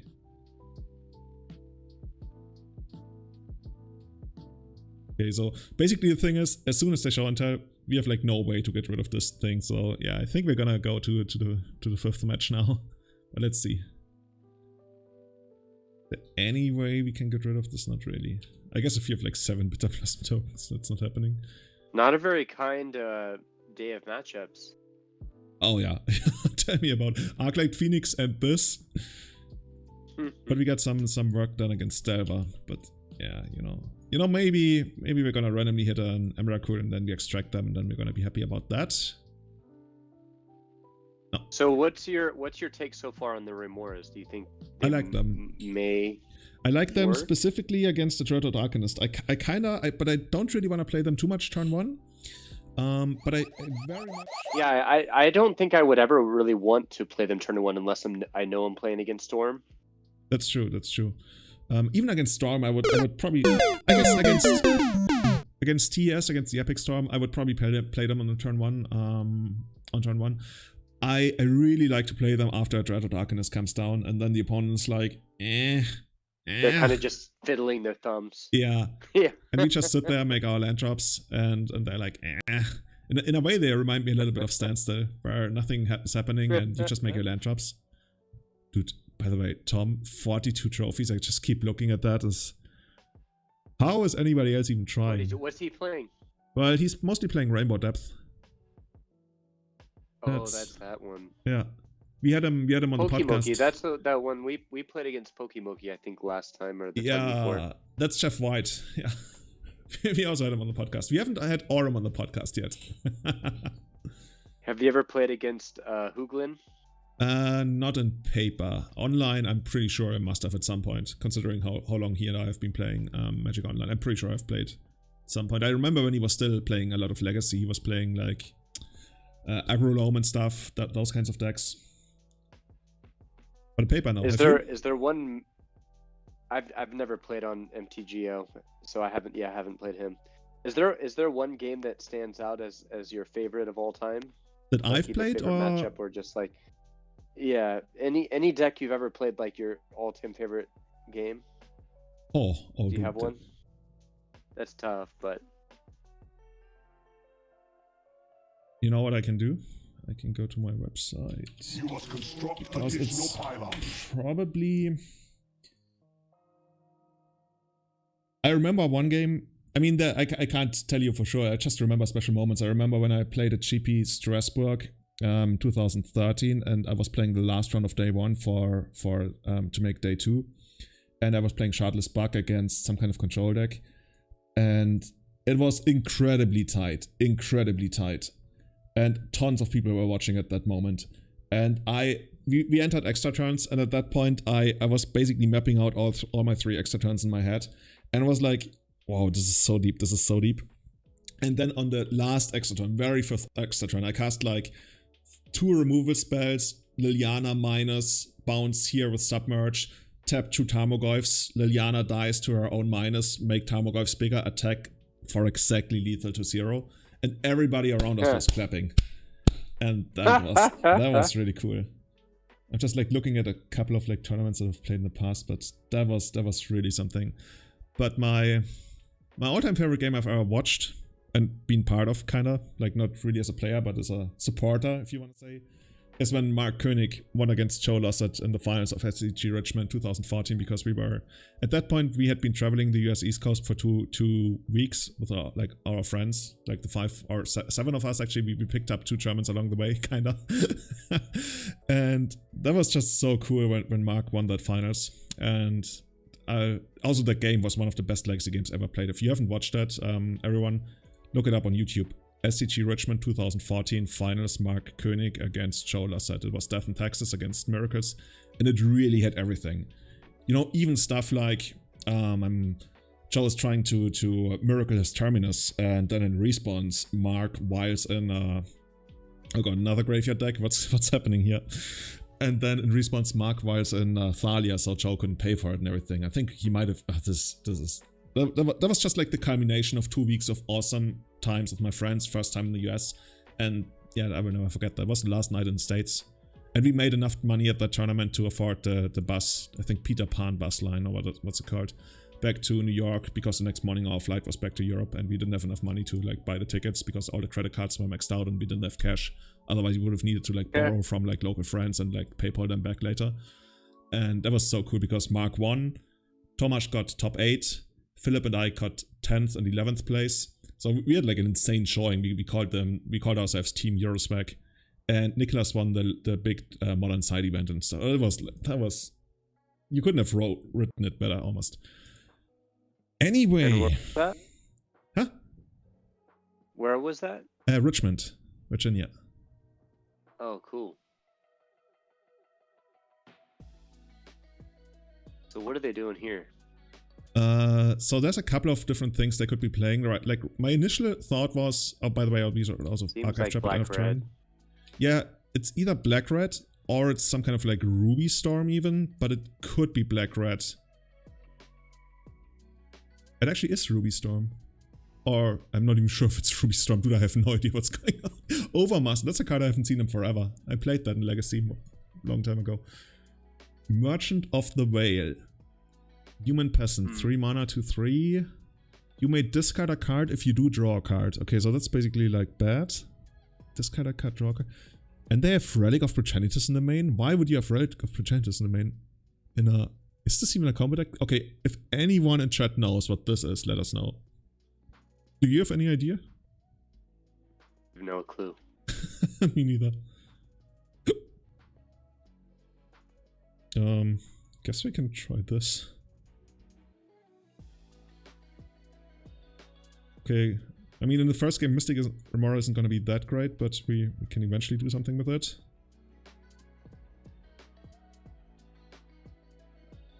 O'Brien was playing it, okay. This is so awkward. Guess like this and like this. Do you want to in-step flash in a Thieves Guild? I kind of want to get the Ruin Crab down, but then again, it doesn't really do too much since we know we're not going to draw land. Eternal Scourge. Okay, now the plot thickens. Is this going to be some... But there's no green mana sources, so this can't really be... Oh, so you have Relic of Progenitus in the main, so you can get rid of Eternal Scourge from your graveyard, and then you can cast it from exile. And in the past, people did that so they could get a loop going with... Food Chain.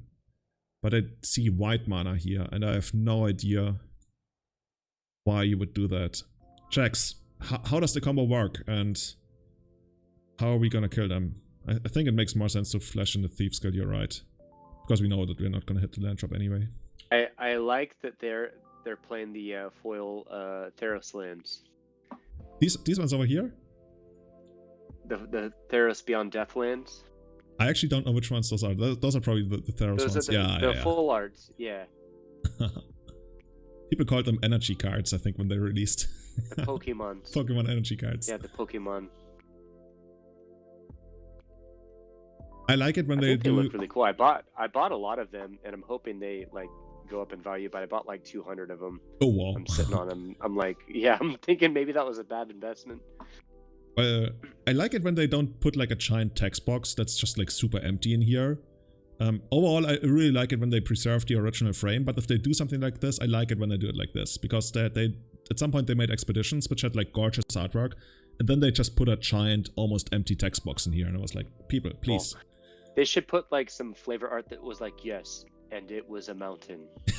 Or something like that. Oh, that would be... Holy fucking shit, this is balancing act. You can cascade into that, and then that's basically balance, but... Oh no, wait, this is the other one. Each player chooses a number of permanents they control. Yeah, but this is basically balance. This is a fixed version of balance. Sacrifice... Each player discards cards the same way. Oh, it doesn't... Oh, it's permanence. I'm still waiting for somebody to explain to me how this works. He has to have some way to cheat it in, right? Yeah, but even then, I guess they can like get rid of all their lands by sacrificing them to Surinop. Oh, Bosch was a Hollowine deck. Yeah, nobody has any idea what's happening here. Me neither. Merchant of the Veil. Okay, I think our first step is we attack them for 3. It's funny, they actually got Overmaster because they are scared that we might counter what they have. Little do they know. I wonder if we should just like keep Brain Freeze open if they go like super crazy with tons of spells, and then we Brain Freeze them, and maybe that's gonna be... I think that's the best path to victory. Like, none of those excite me here right now. We're just gonna go I'd probably side with that. Yeah. Considering we don't really know what's going on. I hope the opponent knows what's going on, because I kind of want to learn what this is. Merchant of the Whale. Okay, 3 mana. Flashback looting. That's not exactly impressive. So one day, chat, we're gonna make this a 5-0 league deck. One day. Mark my words. We got the power. We just need to not be cute and against all these sneaking shows. Okay, so we can mill them for 12 now. I think that's already pretty good.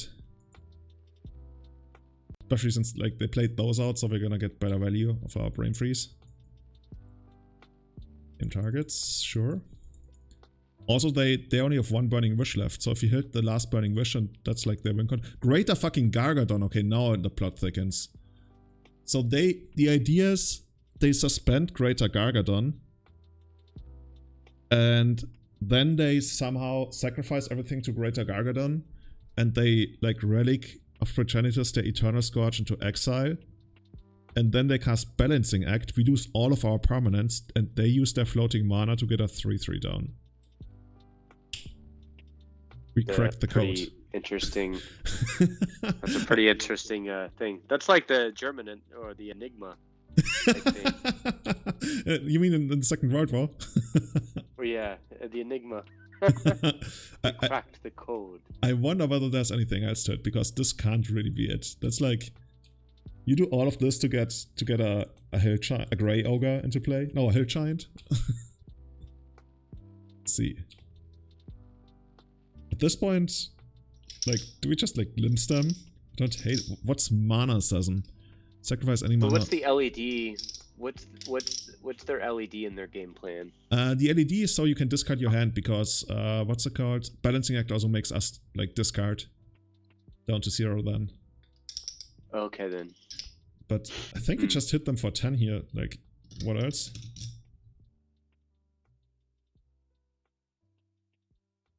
Mana Assassin is just like another season, whatever, way to get rid of stuff. So there's How many balancing acts in the graveyard? There's 2 balancing acts. Oh, okay, I guess you also get value of the flagstones if you sacrifice them to stuff. But yeah, all of this is really not... I guess you get a greater Gargadon out of the deal in the end, and then you can attack us for 9 because it gets haste. Can they win in 4 turns? I guess they can win in 4 turns if they get greater Gargadon down. Because that's like a lot of people that don't know Suspend. If a creature with Suspend comes into play, it gets haste. Doesn't say so on the card, but that's just like how it works apparently. Okay, Overmaster makes them draw a card. Dude, if they somehow kill us, that would be insane. I thought we were the biggest brew in this league. This is pretty left field. This is way outside the stadium, I would say. Yeah, this isn't the hot dog stand. Oh, dude, one day I want to do that. I keep saying that on my stream all the time. Hot dogs? Yeah, I want to go to an American baseball game and just like sit in the stands and they play that song that everybody plays at baseball. And get one of those giant hot dogs from the people selling them in the stands. Yeah, get the foot long one. That's what I want to do. And then I just... But the big thing is when you leave the stadium and you're walking to your car, you have the hot dog stands on the way, and then you get the dragon dogs, which are the bacon wrap hot dogs, like the Dodger dogs or the dragon dogs. I had no idea. I didn't even know that was a thing. I only know hot dogs. That's like the food truck. They're like the food truck thing on the way back to the car. So you don't pay like, $15 or whatever for the stadium hot dogs, which are, they are $15 overpriced or something like that. For a foot long, yeah, you're paying a lot of money. But why am I selling safaris? I should be selling hot dogs. Yeah, that's the way to the future. So what are we gonna do here? I'm still not sure. I guess there's the greater Gargadon thing, and then they have Overmaster. We won that, right? Yeah, we ended up taking the victory. I'm not even sure like what we're up against in terms of like if it like what kind of combo, how we play against it. I still don't even really fully understand the combo. Yeah, the combo is not that great, honestly. The combo is you Overmaster, which means we can't counter their next spell, then they resolve their balancing act after they sacrificed all their lands. So we lose all our permanents, and we discard our hand, and then they have a 9/8. EE for 0. I think EE for 0 doesn't really excite me, does it? Does it kill? No, it doesn't kill Greater Gargadon, right? It still has like 10 mana cost or something.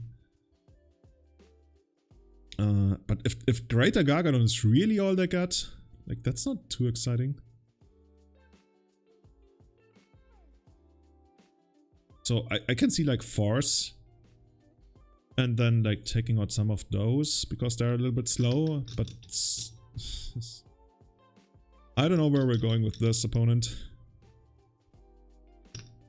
Surgical seems okay against the looting deck. I think they only have Surgical because they're mono red and they want some card selection. I don't think they have inherent graveyard synergy other than like Relic and get rid of your thingy. Yeah, I wouldn't really bank on the Surgicals too much. Round the Lock is another counter spell. Dazes are... Honestly, Dazes... Nah, actually I don't hate that. Their combo is pretty crappy.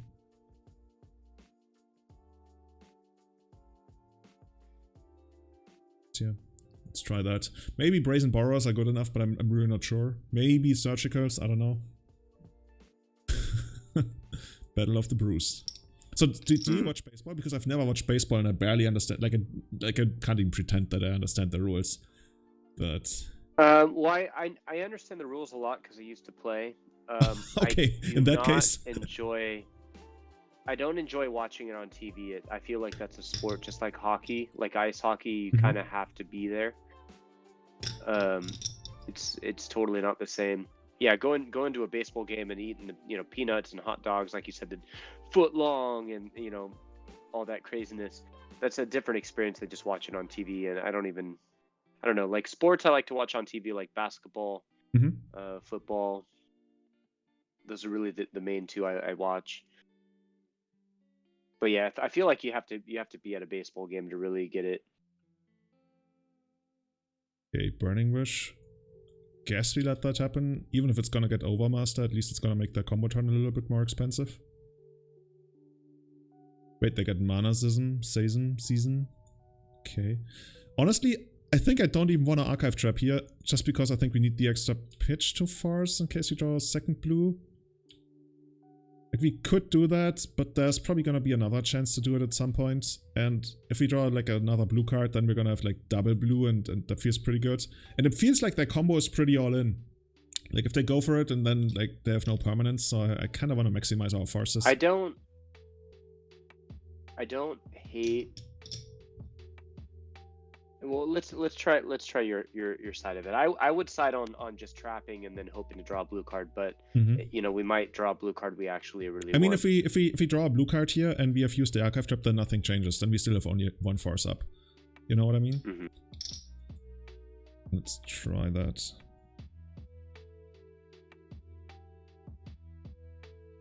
Okay. So now we can simulate. Yeah, for baseball 6. is not really watchable on TV. You can barely even see the ball, just like a hockey puck. Yeah, in Can't hockey even see especially, that. it's really weird for me. I feel like I actually literally can't see the ball in hockey. You just watch people you just watch it to see people get knocked out is basically it. I know that in some. That's the one sport I remember they were telling me. Yeah, I remember having someone explain, like, yeah, they have the fights to preserve the I guess like the original culture, to mellow out like the beef, like to like mellow out the beef between the teams, so they get all their squash down on the court in the ring, so they don't have any drama outside of games. I remember that. Like, I knock read about each other that. out so they don't have fights outside of games. Yeah. But they have like guys who are called like enforcers, and their task is to like beat up everyone. It's kind of cool. The thieves guilds. Yeah, the thieves guild enforcers. So now we're gonna hit them for 6 here. Still not too sure what's going on there, but yeah. Okay, a Greater Gargadon is gone. 2 Greater Gargadons are gone. Oh yeah, don't get me started on cricket. I always keep talking about when I was in South Africa for a trade show. I turned on the TV and it played cricket, and I was like, hey, I'm always interested in learning new stuff, so might as well like see what this cricket thing is like. And somehow one team was ahead 123-2, and everybody was like, oh, it's so close, and then was explained to me like many times, yeah, it actually is close, because apparently like you take turns scoring points, but I don't know, what I like about cricket is like how deep it is, and how like I have so little understanding of it, even though it's like such a global worldwide sport, especially in Asia. And did you know that's to me, that's always one of the most interesting things. There's ways to translate how dominating someone is in their respective sports. So who's the most dominating in ice hockey? Who's the most dominating in basketball? And then you have like different... You basically work with standard deviations, like how far ahead are they of the curve of the average player and the medium player. And then there was like a study where they came up with ways to translate that. And after they figured all of that out, do you know who was the most dominating sportsman in any, well, I guess, somewhat major sport? Like, let's say the top 20 most played sports in the world. And nobody will know that unless they know it. Because nobody can guess that. I mean, I'm gonna guess some like outsider kind of sport, like rugby or something. Yeah, I'm actually gonna look up his name, because I actually get it wrong every time. I think his name is Bateman. And he played cricket, and he...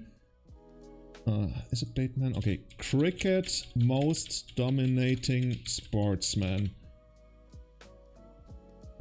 Oh, not the most dominating sports, the sportsmen. Yeah, I don't know any of their names. Sir Donald Bradman, owner of the most unbreakable statistics in sports history. So he played cricket. Congratulations. And he was so dominating, they translated it into basketball. And they said, so if over the course of like 20 years in the NBA, you had an average score of like 44 points per game, like average. Like you go home having scored 40 points and you say, oh, this was underwhelming. And that's what he was in cricket. Huh. That's just like so crazy to me. And I got sidetracked for the second. I thought you were talking about the most different sports and stuff. Yeah, cricket I've never actually played. Is that a really competitive sport? Oh god, it's so competitive I forgot to attack for 6. Sorry, man. Oh jeez. think. Do we ponder here? I'm trying to mute. Can you hear that vacuum cleaner in the background? I'm trying to make sure can't I'm hear not it at super all. noisy. Can't hear it at all. At this point, you know what I want to do? I want to keep the ponder. Actually, no, we should run out the ponder. Because we are either gonna use 2 archive traps or none of them. And yeah, and having the extra Forcible and then the 2 land drops lined up, that's exactly where we want to be. So let's do it like this, like this, like this. And yeah, so in second place was actually Wayne Gretzky. Yeah, I could see Wayne being up there. There's always these statistics about who are the most dominating brothers in sports, and it's like Wayne Gretzky and his brother, because combined they hold the record for the most points among brothers, and this brother has like 5 points and Wayne Gretzky has like 20,000 million or something. Okay, so I guess we just let that happen. Played a 1 game. Yeah. I guess we just let that happen, right? Sacrifice any number of lands, then add that much mana. Like, I mean, be my guest. Yeah, let's see what they do with that. Yeah, I'm down to seeing what happens here. I guess they're gonna cast Overmaster and then we have to counter that. Okay. Yeah, we have to counter the Overmaster, unfortunately. But then they only have white mana and that's not gonna do it for them. I guess they could have Orum's Chant. But then, no. Okay. So, okay. Yeah, they might just scoop not to having any lands. Dude, our Dimir control deck is taking it. Dimir control is real. Oh, dude, we got that. I mean, I feel like this matchup was kind of like in our favor anyway. I'm just super stoked we won against a game 1 show. Against Sneak Show? Yeah, we got them. Or Sneak and Show, yeah. The you know, I'm glad we won 1 out of all these, but the Delvers are we got to figure out how to do that. So with the Phantasms and the Remoras, what do